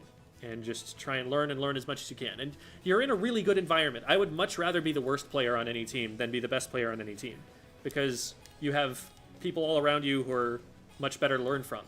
And when you do finally start seeing success, like, you're gonna have earned that. So you're not in a bad place, and it's wonderful to hear that your teammates are so supportive. Genuine question, is Clash Blaster even slightly viable in high rank? On tower control, you could try to use it. I wouldn't recommend it.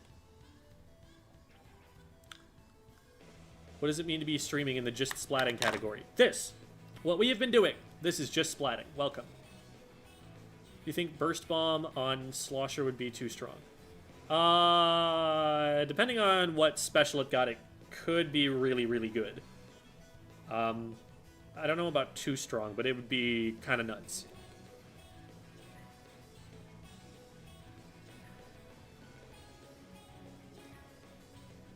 Signed up for Under Pressure, feeling anxious about playing on a team for the first time, even if it's really low stakes. Is this a common thing? It is uncommon not to experience that, yes. Pretty much everyone is going to feel like that. It's going to be a little weird. There's going to be a lot that you learn immediately about just, like, how people talk about it, how it works. And that is all fine. The TOs are used to it. It's their job to be used to it. Like, you're in good hands there. Now, will you, will you get, like, high-quality information about the metagame and how things are supposed to work from that? Maybe not. You're going to be with a lot of teammates who are also new, and so take what they say about the game with a grain of salt, and try to learn from the highest level sources you can.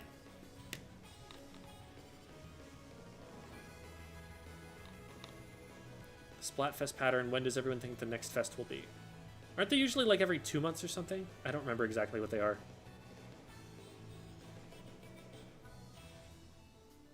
What's your controller? Just the first-party Nintendo Pro controller. Gem business deal. Kinda, sorta, yeah. It is definitely helping me stay afloat here. You need to find a top-level junior player to study, but you can't find one. So, you're probably not going to find a top-level player of weapons that are not meta.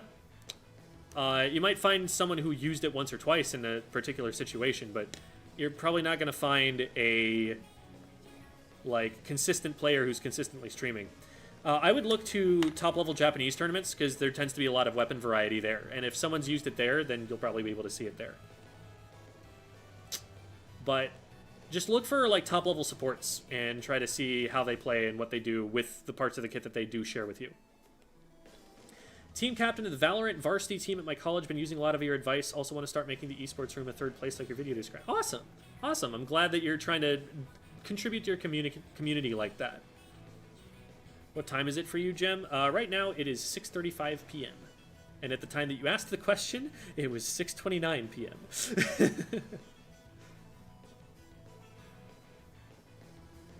Just died in Lethal Company. Pour one out for Jules. Jules was a good squid. They died doing what they loved. Ah, it just auto-scrolled for no reason.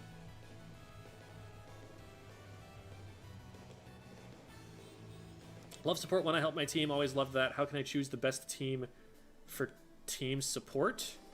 You mean the best weapon to support your team or the best team to support? It all depends on your weapon comp. And, like, if you can build a weapon comp around the weapons that you've got. That would be the biggest question. Got Splatoon 3 4 days ago and I just beat the story mode. Awesome. Welcome, Pixel Pretzel. Happy to have you. If you ever have any questions, let us know. People are friendly here and they're happy to help. And if they're not friendly, then we boot them. And then everyone here is friendly. That's how it works. Hello, Krelock the Devious. That's a great name.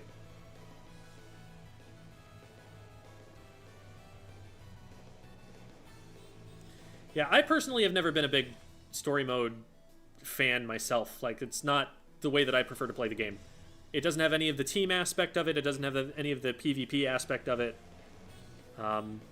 It's, I've played my fair share of platformers before. I don't feel like there's an awful lot new in it unless it's, like, devilishly difficult, which I'm not super interested in investing a ton of time in learning.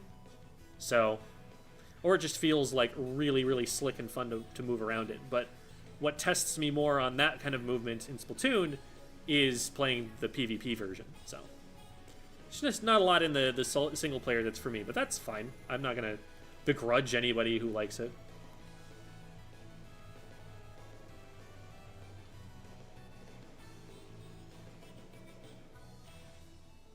Alrighty.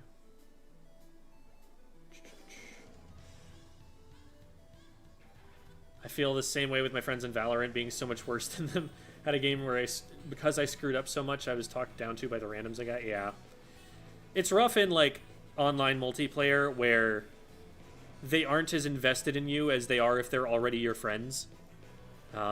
That's really the way to come up in a game like League or Valorant or something where it's just already just automatically presumed that you're trying to play it competitively.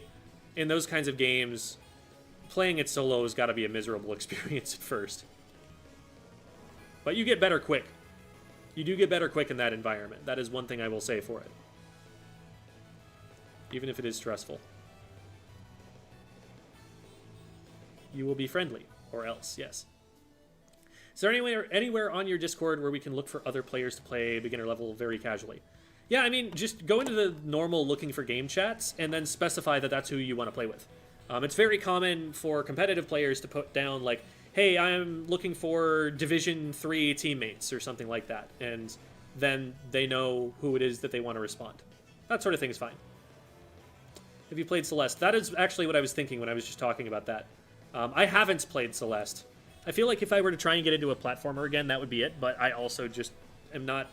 I know that it's about the grind. I know that it's basically like a Dark Souls kind of platformer where you're going to struggle, you're going to fail a lot, and I've had that experience in a lot of different places, and I feel like I could grind through it if I wanted to, and I just don't really have the motivation to grind through it for specifically that game, even though I've heard that it is beautiful and affirming. What is the top of the meta right now? Like, what weapon specials? So, having one tacticooler is basically mandatory. After that, there's a lot of stuff. In terms of, like, main weapons, like Squeezer and Stamper are incredibly strong. But in terms of, like, kits and stuff, Zuka is very, very good. So, you see a lot of, like, Splatter Shot, you see a lot of Squeezer, you see a lot of Stampers, and then... there are some other, like, cooler options you can throw in there. Like, you could play a Zap, you can play Tri Nouveau. And you can run, like, V-Slosher. You want some kind of AoE most of the time. You don't want to be, like, 4 shooters. So you tend to see a lot of, like, buckets or maybe, like, rapid blasters. That's kind of a good general sense at the moment. Surprised when I saw that one of the Jackpot members still hasn't beaten the story mode a year later. Yeah, like, they probably played a bit of it and were like, eh, I'd rather just play the PvP. Think we'll be getting the Switch's successor this year, or are people being hopeful? I honestly thought we were going to be getting it last year. I was surprised to hear that Splatoon 3 was coming out for the Switch, because I thought that it would be on the next console, and that we would be getting that, we would have that by now, and that's when we would get a Splatoon 3. So, I'm way off. And I don't have the same contact with, like, industry hardware people that I used to have, where they hear rumors before I do.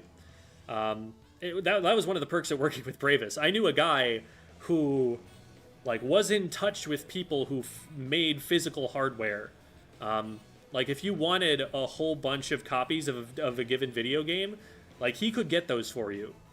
You know, obviously for the price of paying in bulk for them, but still, like... And I don't have those contacts anymore, so I'm less in the loop.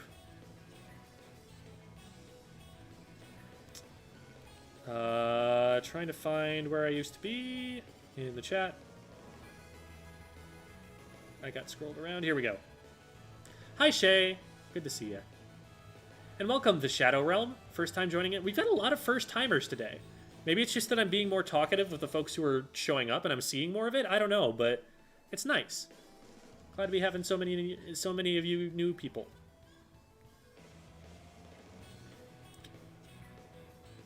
I think I did answer that question, Lucky. Inexperienced in Splatoon, but isn't working to improve and put themselves down when we lose. Yeah, it's like... They have to either decide that they do want to put in the effort or decide that they don't. They have to make that decision, because having the two at the same time is contradictory. Like, why get mad at yourself if you don't care? But why care if you're not going to try and improve? They have to be made aware of that contradiction and figure out which side of that they fall on.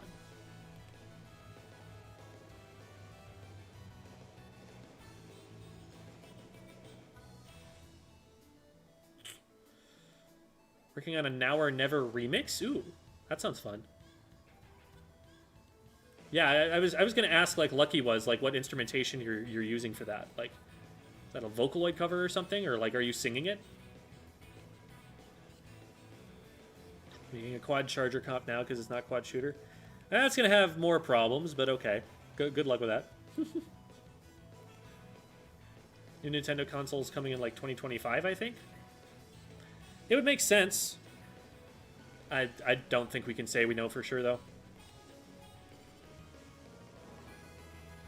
Curious what your thoughts on the new S-Blast are. I'm surprised that we're seeing less of it. Like, I thought that would be a lot more common, but it might have to do with the rest of the metagame around it. Because it's like, it benefits a lot from Cooler. It has good poking tools. It's like, I feel like you can totally build a comp around having that blaster player there. And like, everyone wants to have an AoE weapon.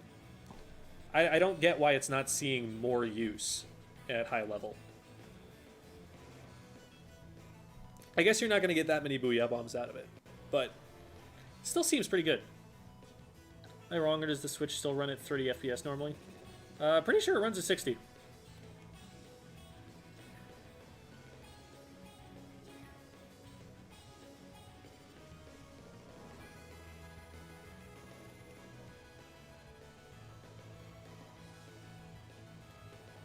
People had enough playing over Christmas, now they want to grind and learn? Maybe. Well, good to have all y'all here, one way or the other.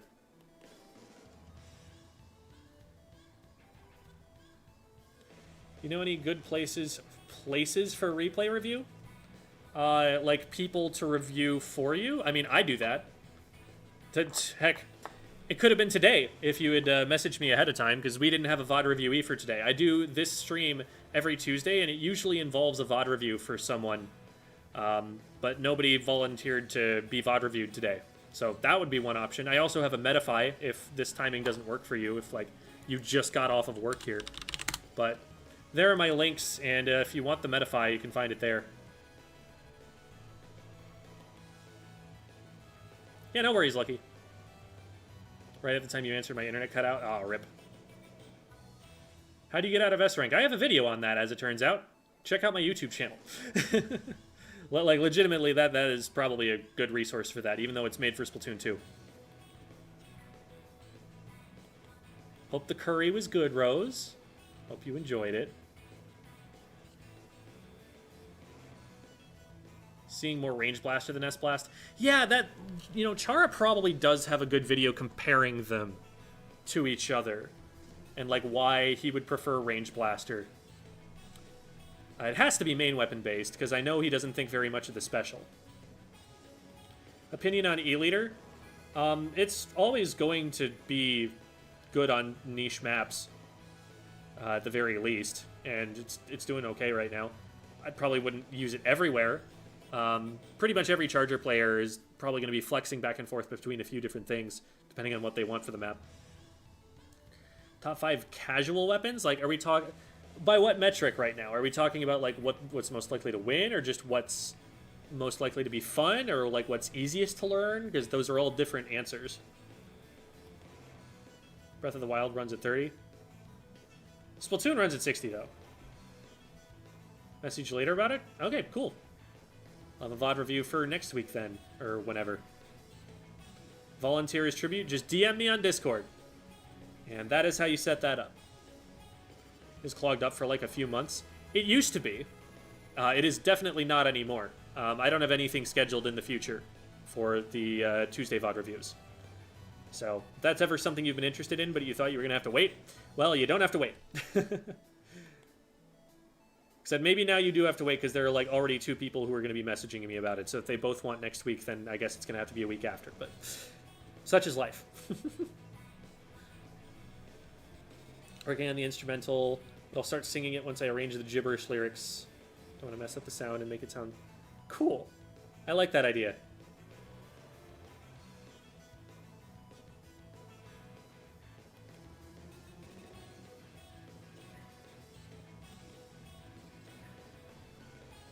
People ask questions you've answered in a video, you just point to said video. I mean, it would be really unreasonable of me to expect people to have seen all of my videos. I have, what is it now? 967 videos. I'm not expecting that everyone's seen all of them. I don't even remember all of them anymore. I forget sometimes and have to search and be like, oh, right, I did already make a video about that. That happened to me earlier today, or yesterday. Talking about, like, coaching and stuff. So, yeah, no, I totally get that not everyone will have seen it, and I'm happy to guide them to the answer that I've already... Because it's like, if I try to come up with the answer on the spot, I'm improvising it. Whereas if I give them the answer from a video, it's something I've scripted, that I've thought about for like an hour and gotten into exactly the right words, and it's just going to be a better, more concise, more thorough answer than they're going to get from me in this sort of a context. So, I think it's just better all around for everybody. Even saves me some time. Still doing work on What Am I Doing Part 3? It exists half finished. I haven't touched it since it was half finished, though. And that was months ago. It might get finished at some point. I honestly couldn't say. Probably sometime when I've got a lot of time, I'll just be like, screw it, let's get this finished. When will you make the How to Get Out of X Rank video? I already did. It's already on the channel. You can go and check it out. It's by that exact name. Why have Tetris fallen off? Seems like they would especially benefit from cooler. They seem to have been pushed out. I think just the reef slider and lack of paint are not enough to justify trying to run it right now. That would be my guess. Reef slider has just not been good enough. And I think a lot of teams that have been trying to run those kinds of dive comps have been less successful recently. But I'm trying to remember. I think there was some specific development that made them a lot worse. It might be like the prevalence of midline weapons or AoE damage that's making it harder for them to be run. The map design definitely hurts Tetris. Mentions how Range Blaster is better than S-Blast in his tier list videos. Perfect. Go watch that. That would be your answer. Are there any weapons similar to Junior's playstyle that'd be more meta viable? If you're looking for playing around the big bubbler, which is a big part of the Junior's playstyle, then you're looking for Splat Roller or Mini. Those would be similar. Splat Roller has definitely seen some use. Mini is kind of a competitor with Junior. Whereas if you're trying to play more of the main weapon, then you're trying to look more for something like a Splash or a Zap. Can confirm Jeb's VOD reviewing is A+. Well, thank you. Glad you think so. Tetris mobility is less special because cooler lets other weapons keep up better. Yeah, that makes sense.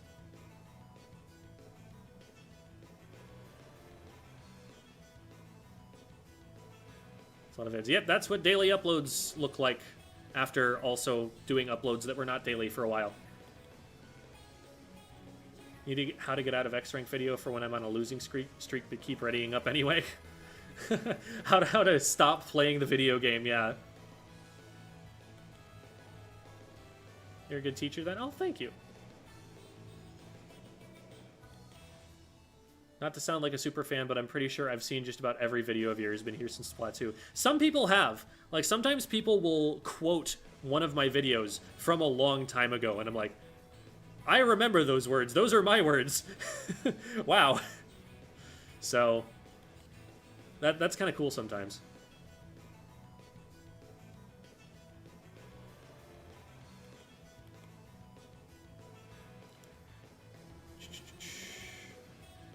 Scrolling to try and keep up with chat here. Only time I run the old S-Blast now is on zones on Wahoo.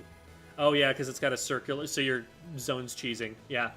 That's kind of what the weapon was used for anyway. And I think people are... Reef Slider is still probably one of the worst specials in the entire game, but I think people are also acknowledging that it does have uses, that it's not like... It's not, I think, as bad as, like, original Splashdown, where it should just always result in you being splatted and accomplishing nothing. Even Splashdown was not really like that, but I think Reef Slider is less so.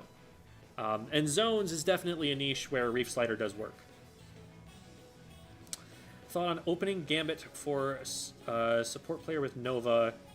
Very, very gimmicky, but will work at a higher level than you would expect it to. Definitely never going to be seen at top level or anything. It just doesn't give you enough value. Like, even though you've got the opening gambit buffs, you're still a splatter shot Nova. You're still a weapon that takes 5 shots to splat, has terrible accuracy, and not that great of a fire rate to go along with either of them. That's just... It's a weapon that's made of paper and is shredded very easily in 1v1s. The Anarchy Nova is more viable because of its inkjet that it can spam. And like just having a lot of inkjets was at one point worth it in the metagame. But I don't think people consider it to be so anymore. Squid beacons versus point sensor for a support player, which do you prefer? It depends on what the team needs. It really can be both. Point sensor synergizes really well with Zukas for giving people targets. Squid beacons synergize really well with like zombie comps where you're trying to just stay in the map and jump in from odd angles and be everywhere. So it depends. Been playing some line marker weapons. Sub seems better than what people have been saying, but still not great. I still think it is the worst sub in the game because it's very long range and that helps, but it is not AoE like most other subs that are damaging. And that's just really devastating for its utility. Has the Tri-Stringer been the only weapon class to never have a strong use in the top tier? Weapon class? So like the Stringers? I mean, Reflux probably got a decent amount of use. And if we're talking about like individual main weapons, then it's probably more like Clash Blaster. Any advice for being an S plus minus 1k debt but not having a rank reset? Well, learn as much as you can, and when they do reset at the end of the season, now you're going to be really well prepared for getting out and actually trying to stay in there. Do you ever change the appearance of your Inkling? I change the outfit. I don't tend to change the appearance. I try to have a little bit of a brand there.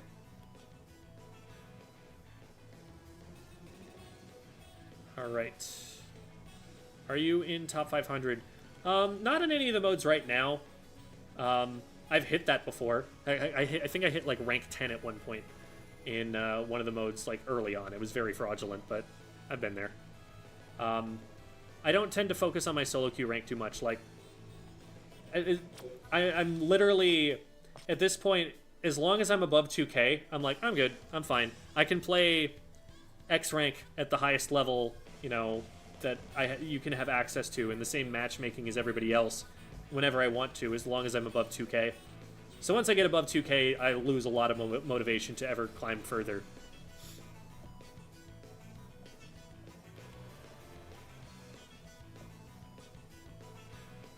Favorite quote is the excessive callouts. They're splatting me. They're squid bagging. They're squid bagging. Yeah. It was. I think Bab just like always squid bags me like that, just because Bab is a goofy squid, and so I think that was just an ad lib from me responding to Bab being how Bab is. So that was who was helping me make that video.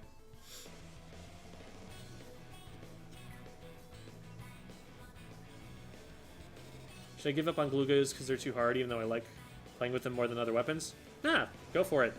Like I've said, I've seen Gluga players go up to like mid-level. I haven't seen Gluga players continue on much past mid-level and push them any higher, but just have a secondary weapon that you're working up at the same time, you know, if you really want to win for a given situation.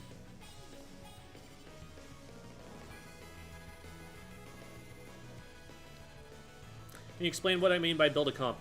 A weapon comp is, you know, a selection of 4 weapons, and you want to build them to have synergies, cover each other's weaknesses, to have a win condition that you can all collectively play toward.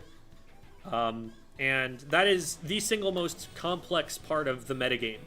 That is the thing that takes an entire community of people to even come close to a good answer about. What you're looking for understanding those in terms of resources are tier lists and the opinions of top players on given weapons, and looking at tournament footage to see what those players are playing, because they're the ones who have the most reps at the highest level. and they're the ones who will actually be able to tell you, here's what tends to work the best for us.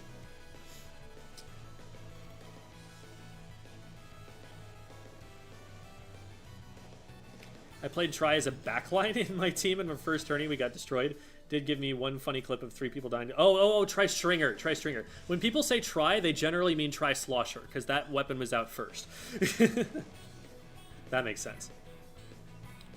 Are you ever going to stream, make videos about you playing with a comp team in a tournament or scrim?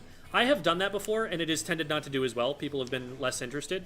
I think that is in part because I'm going to be less engaging with the audience. I'm more engaging with my team. And so it's just going to be like any other player, just making call-outs. My whole attention is going to be on the game. My whole attention is going to be on telling my team what they need to hear. I'm not going to be engaging the audience very much, and I think that means a lot less for people than when I just sit here on the menu screen and talk to you guys.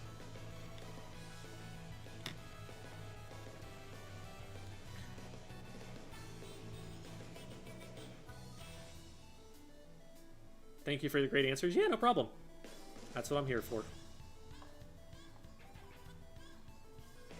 You think CDS is worth trying to learn if I like Rapid Deco and Stamper? They are very different weapons. Mechanically, it's going to be difficult, and CDS is going to play very aggressively in the sense that it's going to like actually seek fights out instead of poke at them from very far away. But they do have similar ranges, and you can kind of fight people at similar ranges, so maybe there's something to carry over from that. Good teammates for Zuka Tent, trying to learn it.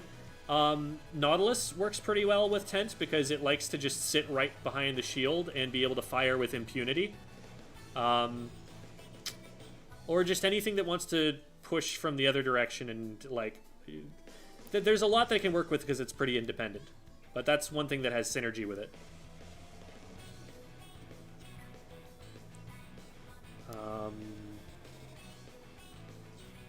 How good is 96 Gal? V96, probably not great at all. There are a lot of other VAC options, but 96 Deco is kind of meta in Clan Blitz because everyone's running crack and cheese.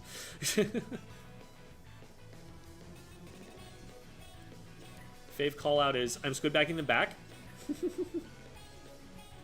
Thoughts on Ariana Grande's latest single? Haven't heard it, don't know it. But Thank You Next was good. That one actually broke through into my understanding of music.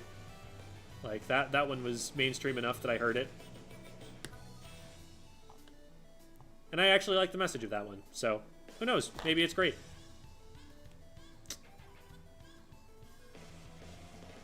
Doorbell call out. Pizza arrived. Pizza here? Pizza here?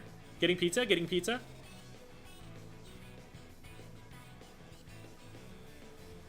When I get queued up against Gem's team and open, it's squidbagging time.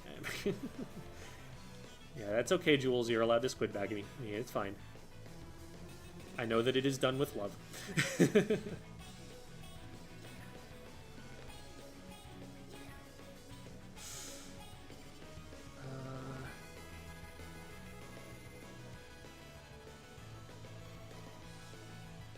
And like, see, Jules... Everyone knows that when you're specifically the one who's squidbagging them, that it's silly. It's not toxic, because you're not toxic, and they know that. Other people, you don't know that. What does it feel like being the meta pick in a different video game? A deck dubbed Gem is the best deck in a card game I play. I'd like to thank the Academy. My parents for raising me, and also God, I guess. I don't know, because in theory he's responsible for everything, and I didn't have any choice in the matter at all because he's all powerful. So that's how that works, right? Sure, let's go with that.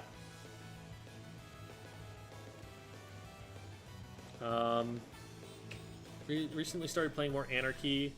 It's been difficult since I don't have expertise in different modes. Any general advice or specific advice for different modes? I do have videos called What Am I Doing? For 2 of the modes. That's for tower control and... Actually, no, I just have it for tower control right now. And I also have one on weapon rolls. So those 2 I would watch. I would also watch my Rainmaker guide and my video called You're Pushing Wrong in Clam Blitz. I don't have a major guide out on Splat Zones, and that was the next one in the What Am I Doing series that I would have put out. If I were to finish that. Are you giving dating advice? I've probably given some so far tonight. Ah, crap, I'm falling behind. I'm 6 minutes behind now. Practicing with a Splat Charger, sometimes I'm good, sometimes I'm bad. It's a very volatile weapon class because you really just have to hit your shots. If you're not hitting your shots, you're not having that much value. And if they're not giving you a lot of shots, but you're able to move them out of the way, then you're having success, but you gotta be able to hit the shots that you take. Hey Gem, I goofed around with the mini Splatling as a joke, but found it was really fun, and I'm vibing with it. Wanted to switch over to another Splatling. Which do you recommend? Try Nautilus. Nautilus is a really, really good pickup. Basically the same range, more mobile, better slaying weapon. Doesn't paint quite as much, but could definitely be a solid choice for you. And also you will make Jules happy.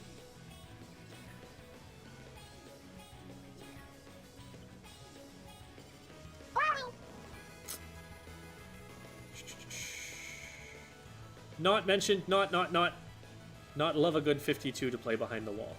Yeah. That or the tent or whatever else. What is the silliest, goofiest weapon name? I would give it to the Rainmaker for having both Bazookarp and in German the mode is called Operation Goldfish, and that makes me very happy.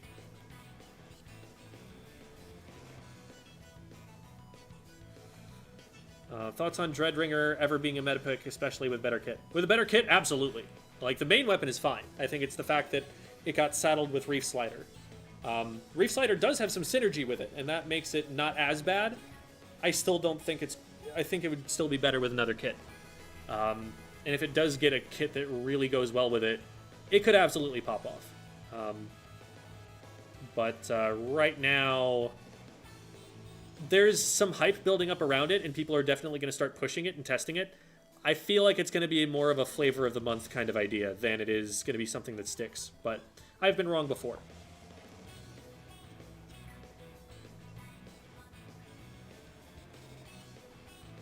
Also, a real question. I don't know why you added yourself, but is it normal for me to do very well in tower control, but kind of flounder around in other modes? I'm playing Blaster. Oh, absolutely. Blaster's better on tower control than in other modes, straight up. Maybe zones. Zones it tends to do okay as well, but you're also not going to paint the zone very well there. So tower control is absolutely the Blaster's strongest mode. Overtaken by the spirit of Sonic the Hedgehog today and slayed as a carbon roller. Let's go. Gotta go fast. Do you recommend character possession as a means of improving in Splatoon? I don't have a lot of data on that, but what I have so far, which is exclusively what you have provided, seems promising. One time in Sindoku, my whole team called cooler drugs. Yeah, I've heard that. Heard many things in that regard. Working on any Rouge English teacher videos? No, because it's Rogue English teacher. No, I haven't been working on that a lot recently because I noticed that as I was working on those videos, the quality of the Squid School videos were suffering a little bit, and that was what I'm making my money from. So I need to focus on the main channel right now. Just to be able to sustain myself. Like, the channel is very precarious right now financially to be able to keep doing full-time.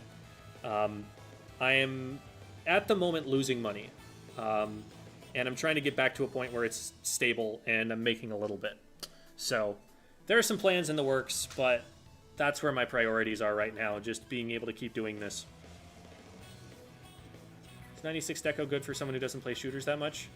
It has a much lower fire rate, so it's probably harder than most shooters. And the aim, being longer range, is a little more precise. So it might be challenging. But your spacing from a longer ranged weapon would carry over better than if you were used to short range shooters. What country are you interested in visiting?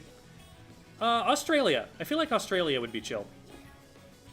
I've liked the people that I have met from Australia. They seem down to earth. Where would I find a current tier list? I don't have a current tier list, actually. Chara keeps pretty up to date with them, and you know, Chara's opinions I find to be generally pretty reflective of the competitive scene. He does deviate from like a lot of competitive players in a lot of ways, but I find his reasoning to always be more insightful than most people. Even if I disagree with a placement he's made, he'll at least tell you why.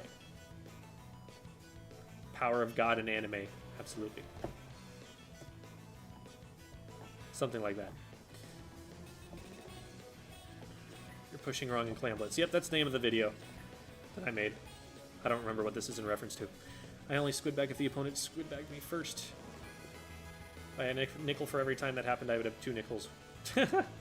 Yeah, I don't even do that if, like, I think it's, like, toxic and not, like, a greeting. I just keep playing the game, do my best to beat them, which involves not wasting time on squid bagging and just taking space when I have the opportunity to take space. It's like if they're squid bagging you and you're not squid bagging them, they're at a disadvantage. Because every time they splat you, they're going to waste 2 seconds on just, like, squidding around instead of going and taking the space that they've earned by splatting you. That's like 2/3 of your respawn when you have Tacticooler. That's nothing.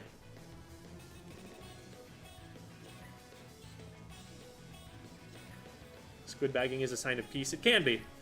It's context dependent, unfortunately.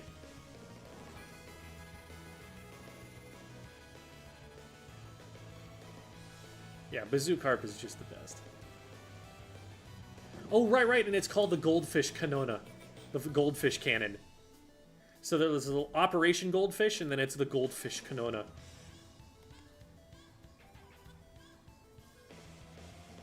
Is it okay to play some slightly off-meta weapons? Yes. Who's telling you it's not? Like, in a competitive team where you're trying to do your best to win, and your main weapon is a meta weapon, and you're trying to play an off-meta weapon, okay, maybe then they might have some disagreements, but, like, in principle, of course. Is Rogue English teacher named after the Rogue the Bat? No. Good try, though. I have a tweet that I put out on the Rogue English teacher channel at one point. Let me see if I can find it.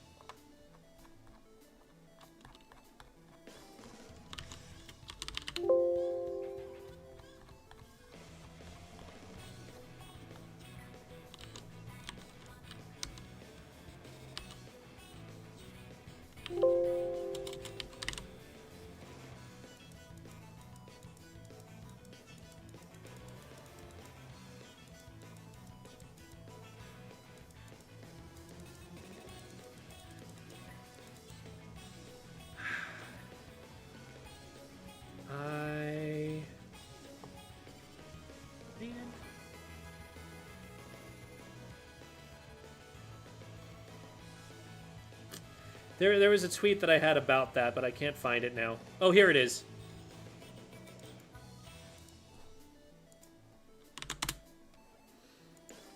Found it.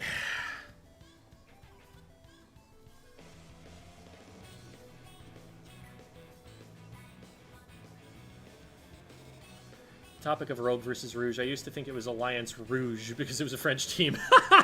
That's funny. There is a meme where they have, like, their little logo, which is like a black zipcaster, but it's got, like, red rosy cheeks. There's a meme someone made of that, but yeah, no, that's not what it is.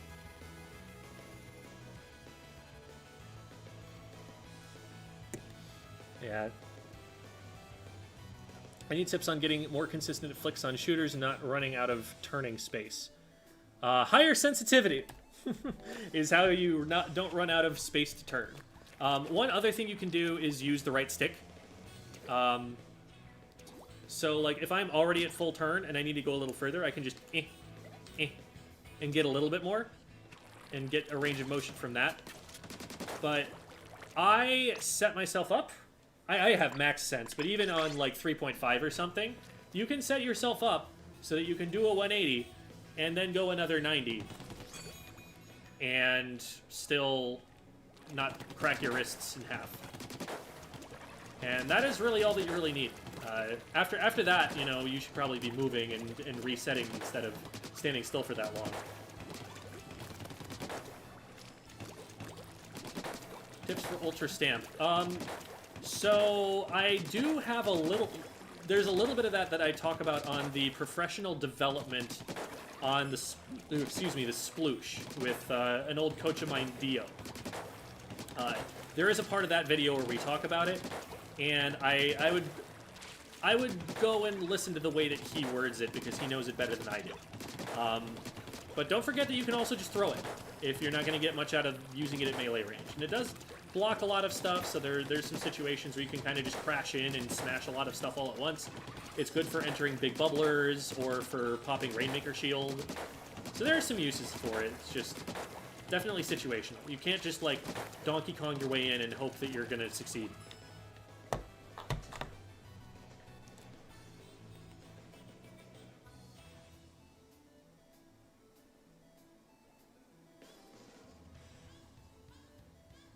Me, but I'm wasting time on squid bagging and not taking the opportunity to take space. Colon 33333. Jules has their priorities in order.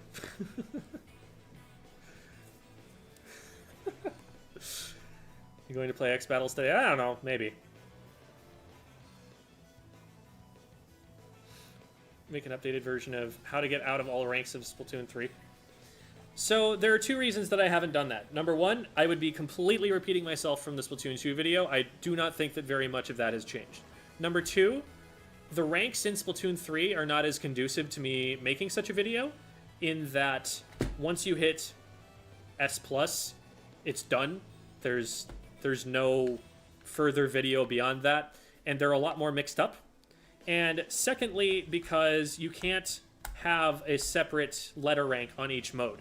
And so I can't collect nearly as much footage for study as I could for the previous video.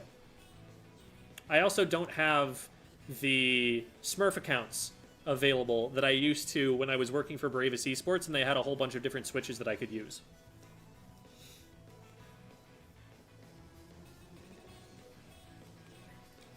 I do randoms automatically push solo with the Rainmaker when it's supposed to be a backline weapon.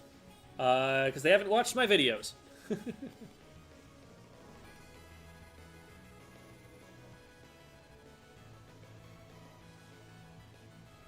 That's not how you say rouge. Raug. Raugi.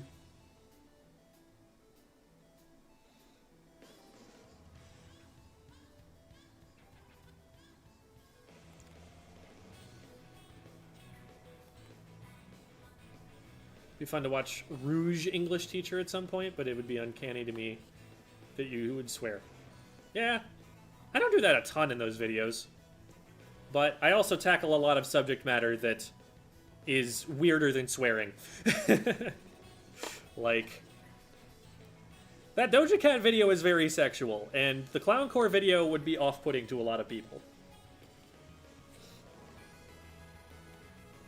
Duo and I tend to end up around 18 to 1900 together, and then we start falling apart. Can't figure out why. Any tips for pushing further? I would have to see what's going wrong. There are too many different things that could possibly be. If you want to come in for a VOD review sometime, like, you know, you're always welcome. I'd be happy to give advice on both of you two from, like, an overhead perspective. Do play pretty low. Been running 1 motion, 3 sticks. Yeah, I would bump that up to, like, 3.5.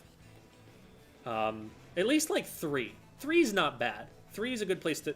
I find that 3.5 to 4 is where most top players tend to end up. I'm actually higher than they are, generally.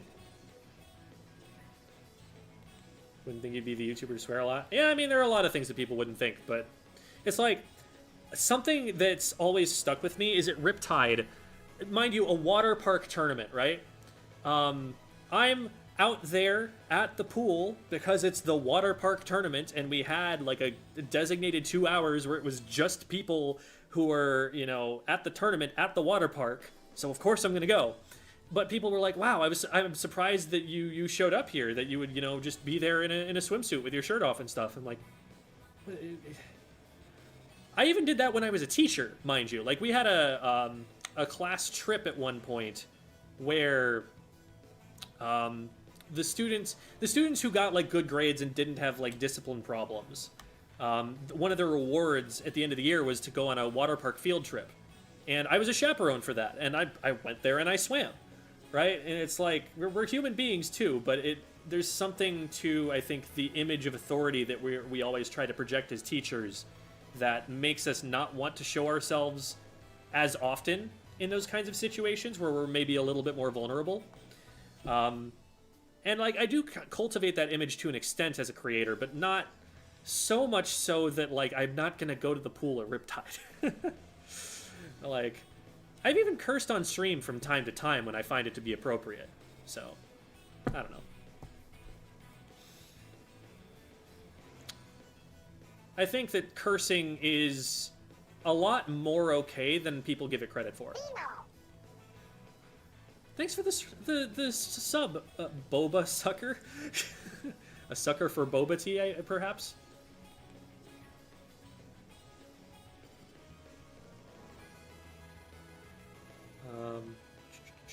Scrolling. Splatoon may be a children's game, but it would be so much more cooler if Pearl said fuck once. She does basically canonically say it in one of her songs. It's bleeping dudes be bleeping sleeping. And like, you know there's an F-bomb in there. You know that she's cursing there. It's like a punk song that lasts about 45 seconds before she just starts smashing things and ends the song.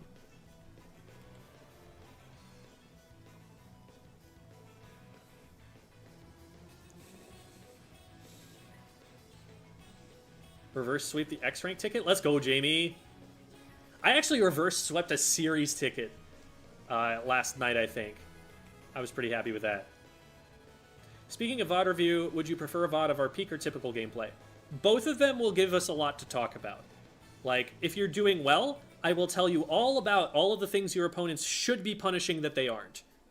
And if you're doing poorly, I will tell you why you're doing poorly, and everything in between. It shouldn't make a big difference. Just make sure that it's not super short, that it doesn't get KO'd in like 45 seconds, because then there's not much I can say. Because there's just not a lot to see.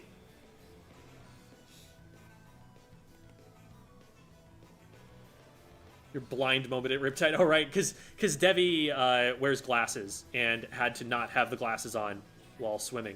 So everything was just kind of a light blur for Devi, and she kind of needed a guide. I served as Devi's guide dog for a little while. not like I was obligated to just go around everywhere with her or anything, but I was just kind of helping her out to make sure she didn't bump into stuff. Seeing your teacher in a swimsuit's always awkward. Yeah, it would be.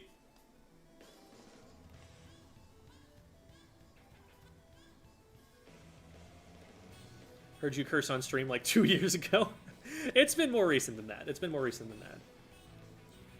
I've legitimately been thinking about a particular video topic in which I definitely would curse for the Squid School channel, where I'd probably preface it by saying that I will curse in this video, but where I do feel that strongly and where I do want that kind of impact.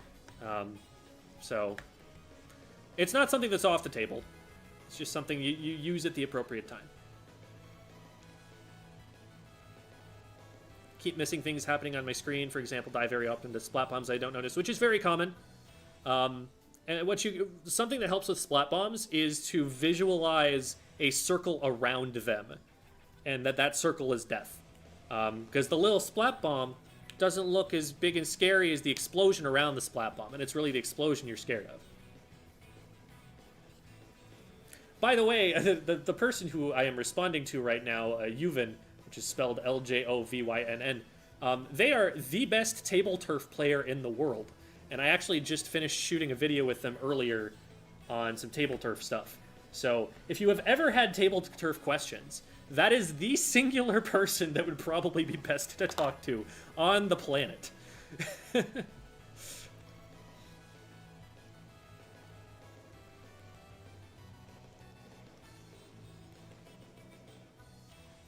Even 5 to 6 years later, it's still weird to hear him talk like an adult about things I never got to talk to him about as a student. Okay, so Master Duffus, Imagine, okay, that same coach you see 5 to 6 years later, that situation.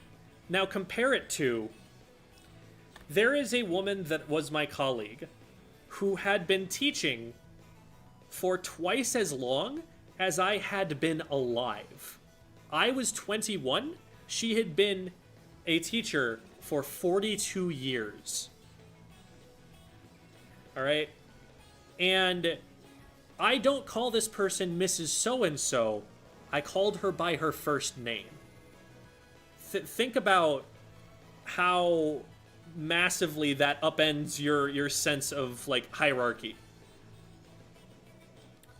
Like, I heard that woman tell a story about a time that she and her friends at a bachelorette party went to a Chippendales, a male strip club. And how she saw a former student there. Like, that woman has seen everything. Like, that's kind of what happens when you go out into the working world. It's, all of those, that sense of authority just kind of goes away once you become an adult, and all of a sudden things like age gaps matter a lot less because everyone's just an adult now. Like, the difference between, like, a freshman and a junior in high school is massive. The difference between a 25-year-old and a 27-year-old is, like, negligible in terms of, like, maturity, where they're probably at in life. It makes a big difference once you get older. 0 on motion for Jules. I'm actually surprised at that. Pearl's roommate checking in on her at the end of the song. You okay? You okay, Pearl? That's great.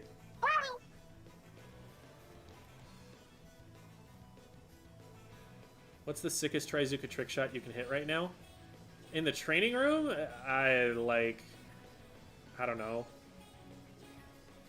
I tend to only go for shots that are practical. I don't try to, like, mess around with them. Do you think a chip damage comp could work? Oh, absolutely. People do that all the time. Like, there's a bunch of those kinds of midline comps that you'll even see Jackpot run. Pearl's the type of person to drop an F-bomb every other sentence off camera. I don't know. She's got a side. I feel like she's very rich person punk. She like likes the aesthetic and has a good time in the culture, but doesn't recognize how not a part of it she really is.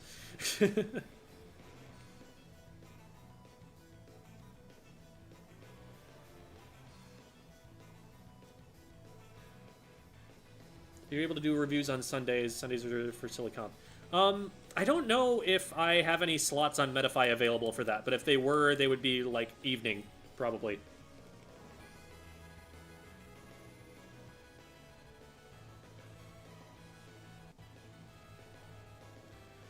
Question, Gem. I recall having an individual practice as an option for Splatoon 3 at a time. I don't see it on Metafy anymore. Wonder if you still offer it. I don't think I ever had individual practice being the name of a thing. Like, if you want a VOD review, then I just do a VOD review, like a live VOD review. It doesn't have to be a coached, like, it doesn't have to be a team thing to be coached.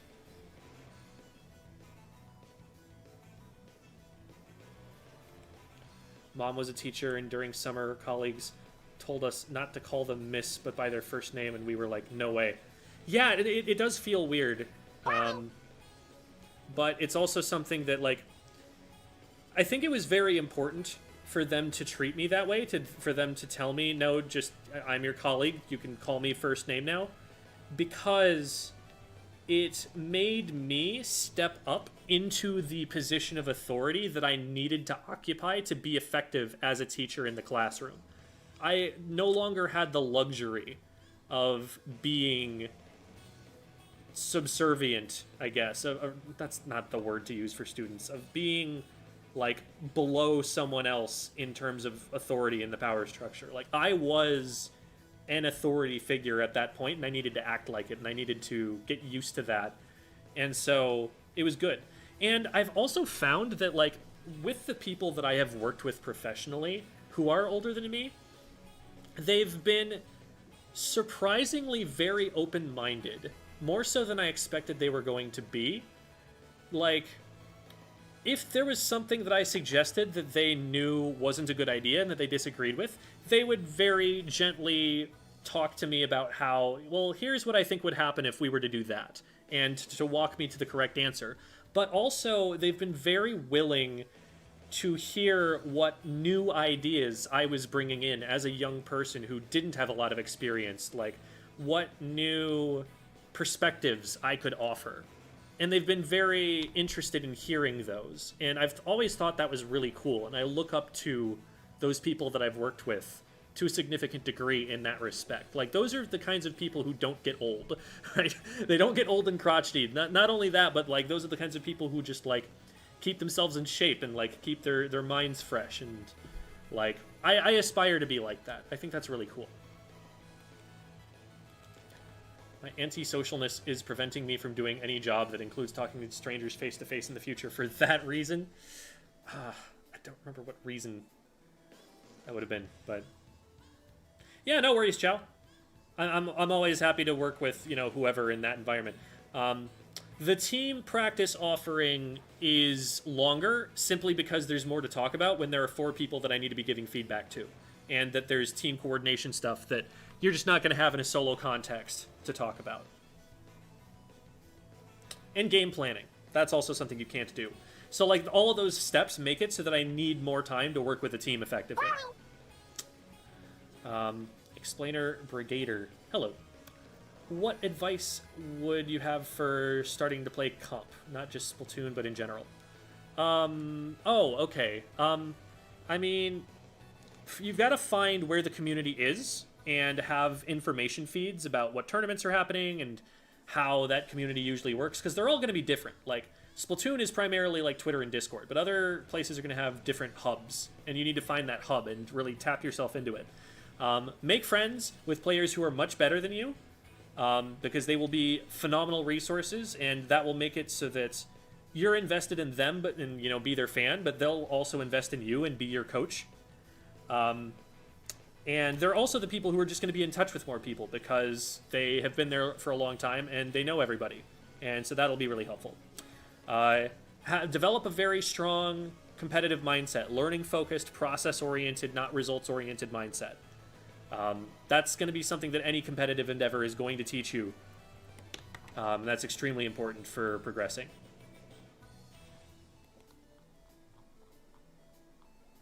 I am caught up on chat. So, only took me for what, an hour and a half? But I got there. But that's how a lot of these streams end up going. And I like these kinds of streams. I feel like I get to interact with people better this way than when I'm having to play such an attention-demanding game. I want to make friends with more mid-high level Splatoon players, but I am easily intimidated. Yes, that's common, and I think one of the things that helps a lot more in other communities is that the communities are in person, and so, like, you can make friends with someone just because, like, you have a conversation with them in the same room, and you're just, like, chatting about something, or, like, you go out to get food together. And that doesn't happen as much in Splatoon. That's really much more common at LANs. So, like, definitely take advantage of the ability to do that at a LAN, because then you can build off that relationship online as well. But that's something that we're missing by being such an online-focused community, and I don't really know what the solution to that is, because Smash had a tradition of being in person for literally, like, 2 decades before anyone actually came up with the online version of it that we now play for Melee. We had it a little bit sooner for, like, Ultimate, but it's different. It's different for this game. Gotta bring in my hibiscus to avoid it freezing. Oh, that's right, it's not, like, Sub-Zero for you right now. Gem, could you play Salmon Run? Sure. I'll go play Salmon Run. I take requests, sometimes. Maybe if you ask nicely enough. I have a question about being a free agent. I'm a free agent, and I don't think my skill is good enough to join a team. There are teams that I've seen form at like B rank. At the same time, I feel like my skill isn't. How do I market myself as a student FA? That records. Just put down your rank and be like, I'm new to the scene and I'm looking for other people who are, you know, around my level, and see what they say. There are going to be fewer people who are going to be looking for B rank teammates, but that is a thing I've seen. I probably wouldn't go much lower than B rank, because like in C rank, you don't actually know the rules of the game modes yet. So that's probably a good thing to learn first, just so that you know how to win the game. But once you've got that down, and you have a good sense of how that works, like, go nuts. Go tell people what you're looking for. You won't find it until you look. This is also dating advice. Don't think you're cute? Well, I mean, go to a bar and see what people think. I don't know if bars are really the thing anymore, but can't hurt to try.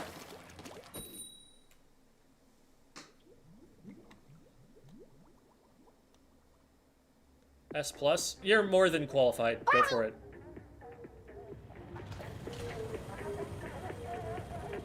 Join draft tournaments, also a good idea.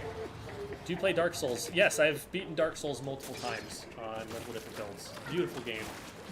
Absolutely an all-timer, although I do feel like it doesn't age super well as time goes on. And I think for getting the experience that Dark Souls gives you, I don't know. There are parts of Dark Souls that I still don't feel like have been matched by other games I've played.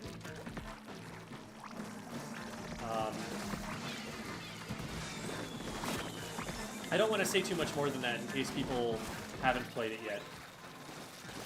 But God, is that a game that teaches you about the human experience.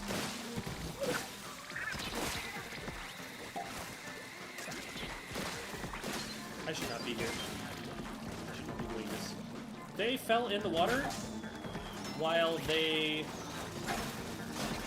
were already in their inner tube. I need to get rid of this. There we go. Wild over there. Oh man, we do not have a lot of eggs right now. Did we get splatted on that?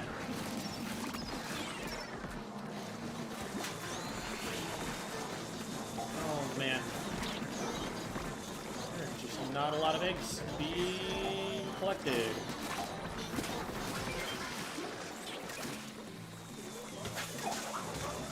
Get that one. Nice. Okay. We should be good on quota because these will be easy to put in. There I am substrafing again when I should be squid rolling. Something I've even made a video about, but I don't have the habit yet.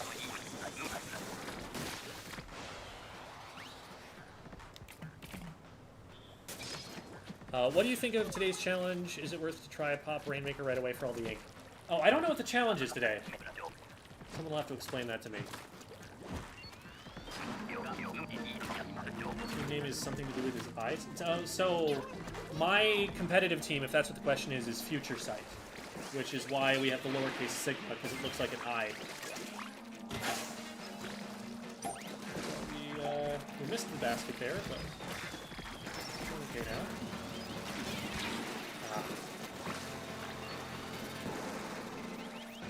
You take Maws. Maws are easy.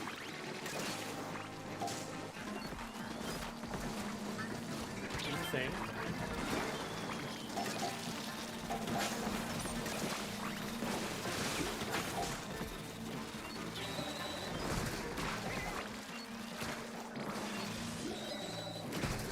I wish this big shot, a very gets splatted.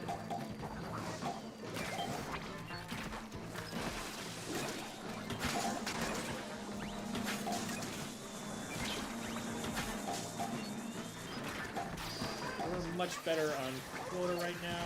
I don't know if I can save that person. Oh, let's go!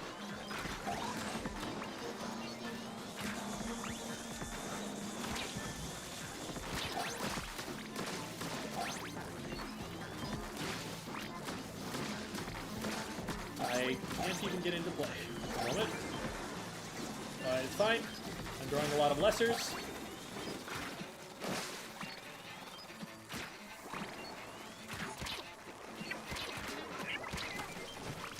Might be able to get one of those. Nope. It's fine. We have quota. Hi, Jem. It's Yuki. Hope you're having a good day. I hope you are too, Yuki. Did you hear about the verbalese situation on Twitter? No, I didn't. What's going on? Favorite Salmon Run track? I really do like the goofy one for the special modes, where it goes like I just love counting along with it. It's really funny.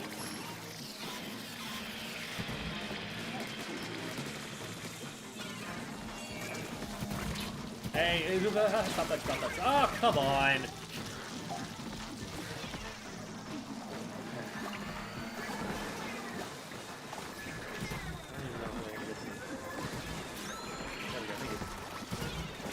Oh boy.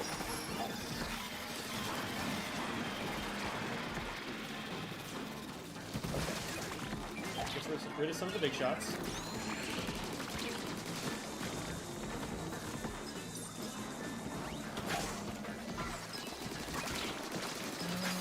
Okay, we get it once, and then we lure. Oh, I thought someone had that. They must have splatted something else. I thought I saw the steel eel getting popped. So I thought I was just going to be safe from it.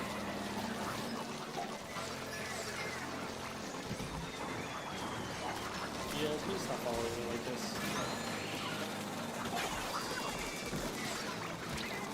Shoot.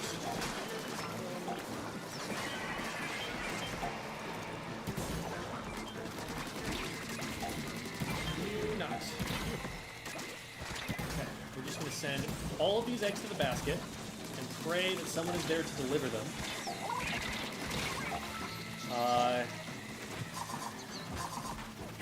Not quite.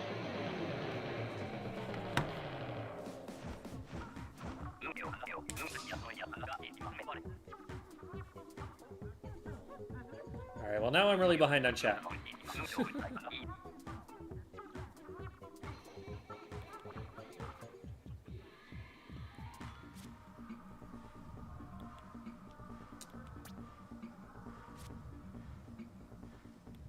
What's your opinion on Armored Core 6? I have not done any Armored Core 6. I've seen some reviews of it, but I haven't actually, like, watched it or played it. Are there any modes where choosing Zap 89 wouldn't be a bad choice? There are some places where, like, double chumps kind of works. It kind of functions as, like, 1.5 sets of missiles, basically, when it goes out.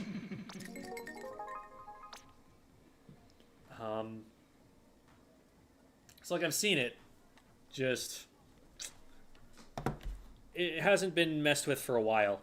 Why is everything dating advice? Because there are a lot of skills and thought processes that are pretty interchangeable, actually. Especially with regard to learning things. Splatoon art blew up on Twitter? Let's go. Does that include other Souls-likes?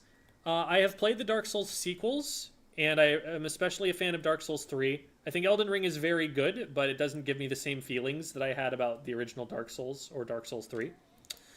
Dark Souls 2's lore is cool, but I didn't like it mechanically. I have not gotten a chance to play Bloodborne and have really wanted to, but I just didn't have a PlayStation.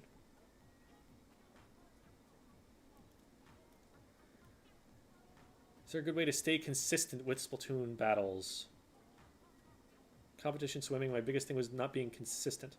I have a video entirely about that word consistent, and I don't think that you're going to like how little of an answer I have for it, but I'm going to give it to you anyway.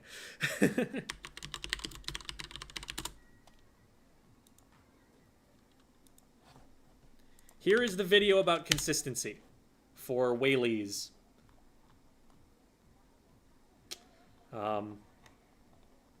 It's basically going to be telling you, I don't like your question, and I think you should ask different ones instead.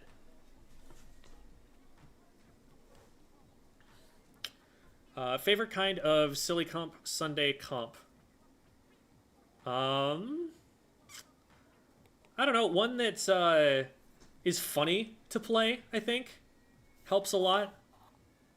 There are a few that have just genuinely made me laugh. What does the symbol for your team stand for? I think this has been answered, but team is future sight, and so it looks like an eye. That's the point. I think some weapons require lower sensitivity than others, definitely. Longer range backline weapons just don't... They shouldn't have to do 180s in the way that short range weapons do. So they can be lower.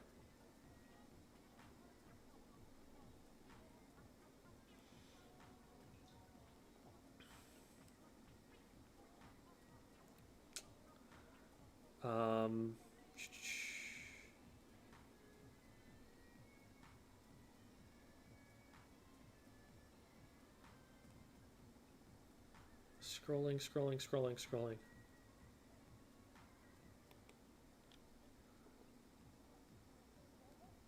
Okay, why would I care about the verbalese situation if that's what it's about? Like, I guess that's kind of embarrassing that it got out. But also, like, what should make me, as an adult person who doesn't watch this content creator or whatever, what would make me care about that?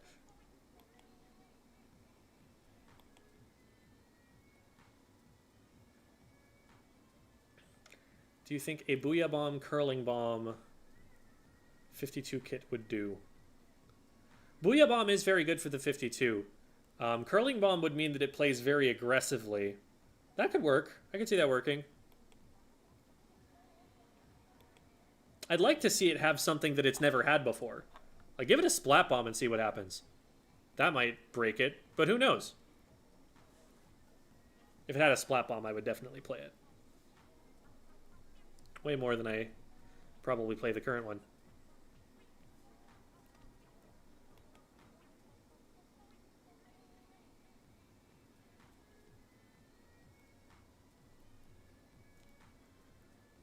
Go to recon from the stage rotations in the menu. Yep, X button.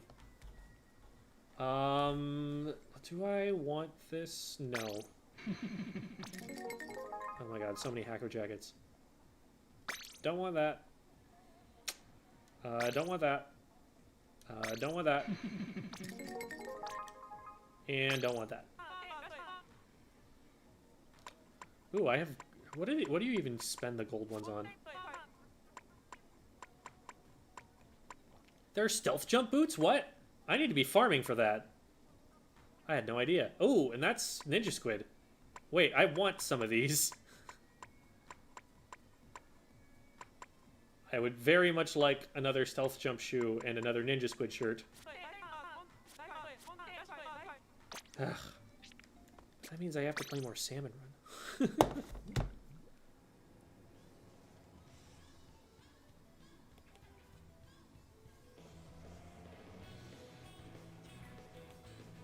Glad you're enjoying it, Dog Vision.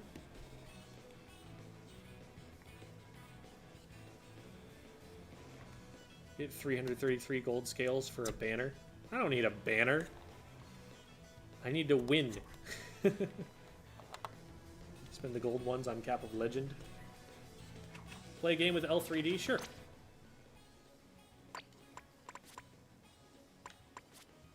I'm gonna find it faster this way.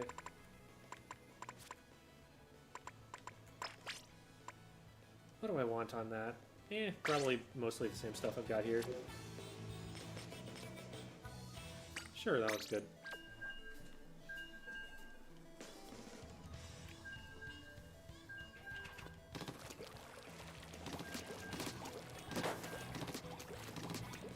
Maybe use the range here. Is that hittable? No. Okay, so it's like forge range.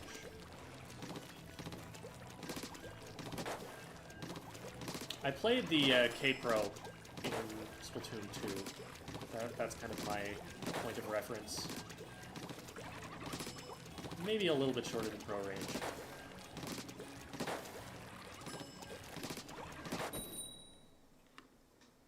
Requests Nautilus gameplay. Alright, Jules. We'll do a Nautilus game after this. Thoughts on third kit for Arrow? Still not going to be meta. I think what it's got is actually pretty interesting right now. Like, I think it's one of the weapons that doesn't really need a new kit right now.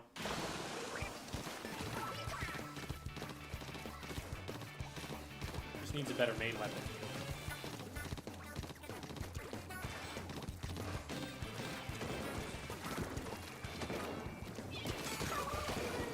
Okay.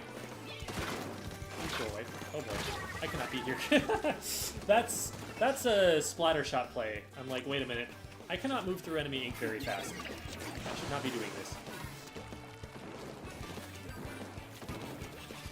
Yeah, these requests are going to start adding up quick. I'm going to have to remember them.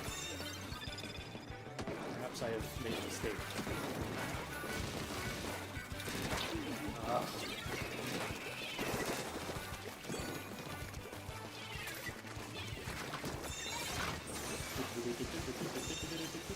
This could be a big mistake. I'm probably gonna die here. Yeah.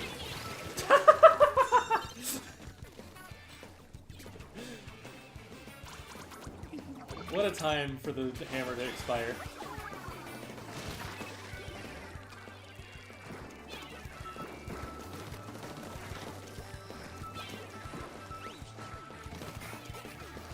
Probably should have burst bombed that. Much more helpful for climbing.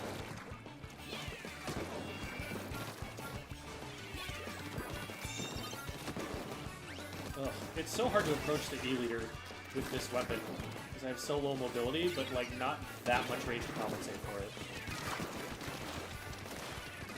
Oh, I saved my life there. Let's just see if I can yeet a hammer at it. That might be the way. Where is that leader? What? I'm just gonna run away. Ah, stop that. Both. I have no quarrel with you. You are not as scary.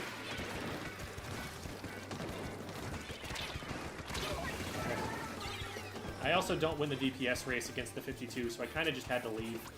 Maybe if I hit a burst bomb, my teammate could follow it up. That might have been smarter.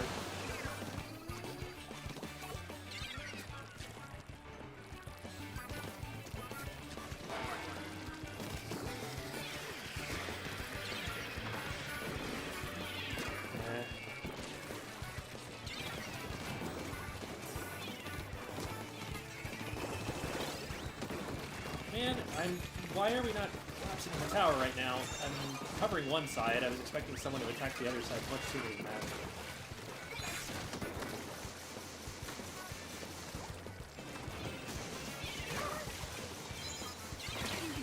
Yeah, I splatted my X. That's not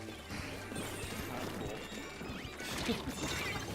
I have no quarrels with my X's. It's a healthy way to be in life.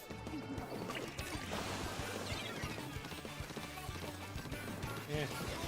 They might have quarrels with me, but I think they're not.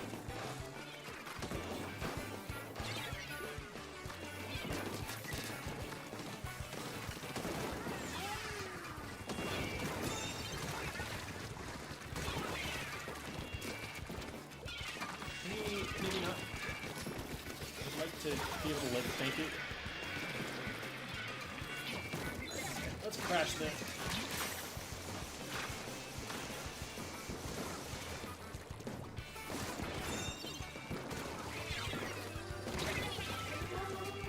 I feel like the tower should have been cleared by that.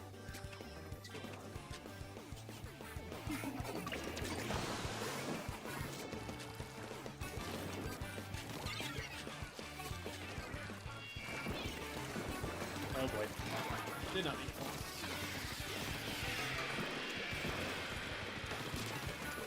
Making movement mistakes sucks so much more on this weapon.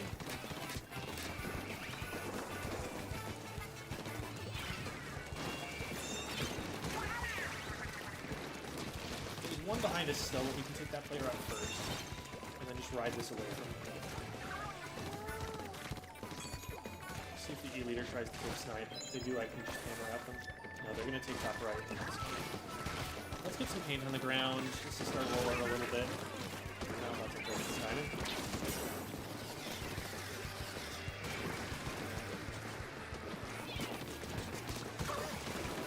ambush, otherwise I lose. I can't stay on. Shoot. Well, we did try.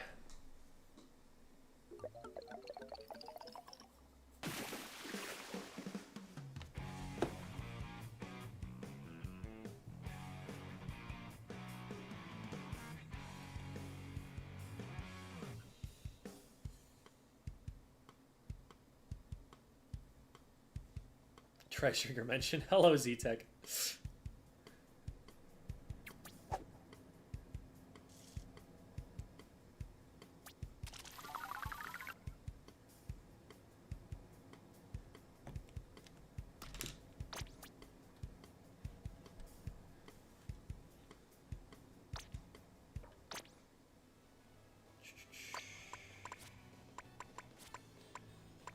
feel like I'm just feeding.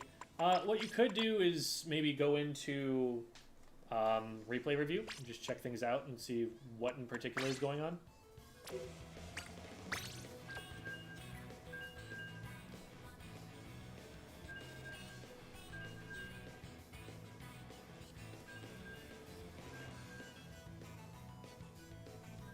No Gem's main fit.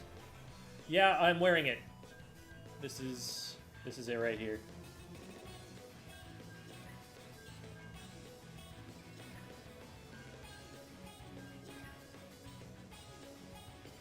Hucking the hammer at the E-leader. They're used to it, is the thing. They'll hear the hammer get popped and be like, well, time to dodge.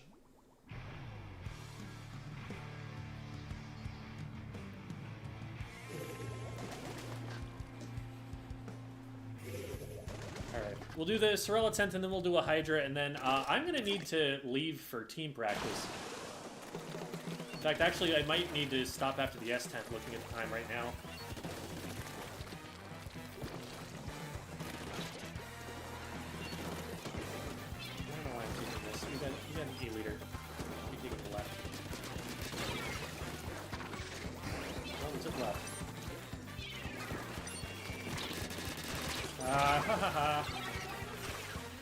Okay, so came for mid.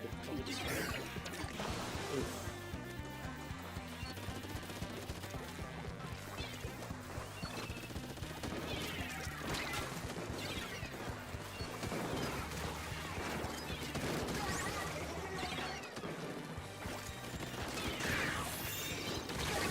I ran out of shots right when they were about to come down. Get on tower, get on tower, get on tower, come to tower, get them off the tower. Oh my god.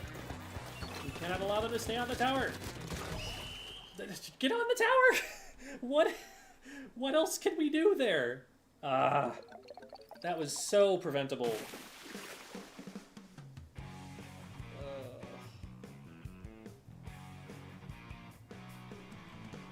Okay, well now we have time for the Sorella 10th game. I'm sorry that we didn't get to see much Nautilus jewels. I tried.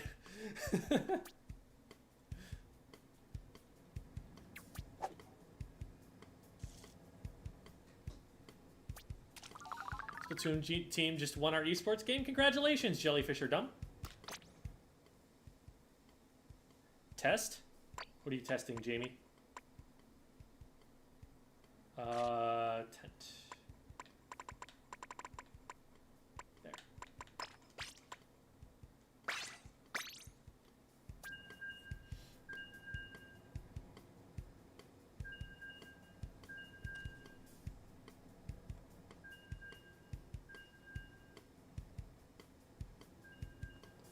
Some sort of office supply. Yeah, I don't remember what... I mean, we know it's silver, because that's the 47 is the number for silver. But I don't know.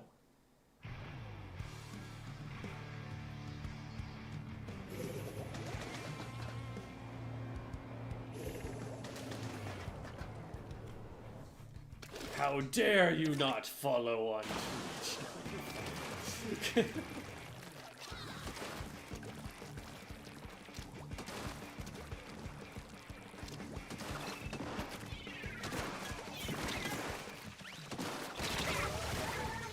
well, we got him.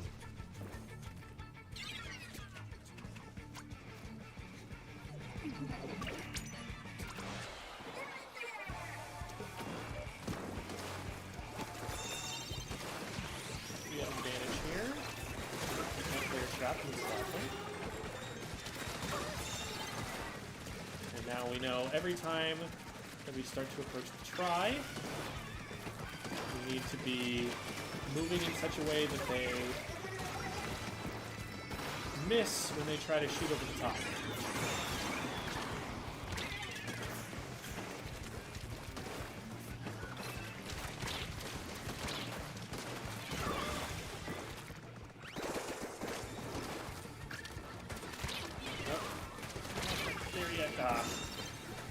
Myself too early. We probably may get third checkpoint. Depends on how well my teammates do. Cool. Okay, we can actually win the game from there. Oh yeah, we definitely win the game from there. Cool. All right, we did it, and now I'm not late for practice. Awesome. That reminds me of submarines. Interesting. I kind of like that theory. Because it wasn't the submersible in 20,000 Leagues Under the Sea.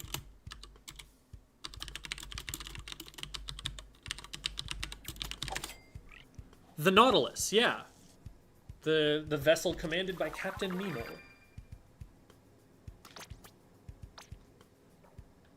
So maybe that's what it's based on. Interesting.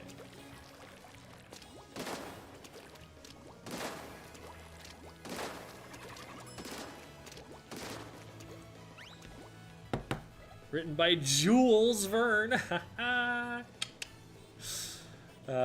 Wonderful, wonderful. Jules Verne, and I like Nautilus? Coincidence? They knew. The makers of Splatoon knew you, Jules Verne, Nautilus, Squid School. Viewer, like... I kind of just add Squid School at the end of titles like that now because I'm used to talking about myself, but I wasn't talking about myself, and so now it seems weird. I don't know. Jules is one of the most common viewers on the stream. I feel like they've kind of earned the title. We are going to go and raid. I'm going to raid out to Rose, who is currently also... Now, it looks like they're playing the Bluefin rotation. Would that be X Battles? Yeah, they're playing the Zones Bluefin. Well, that just ended, so... But they're playing X-Rank. So we'll go and check things out over there. Thanks for watching, everybody. Here are the links if you want to go and find other stuff that I do. Like I said, you know, if you want coaching... DM me on Discord or find the Metafy. And we'll see you all next time. Say hi to Rose for me.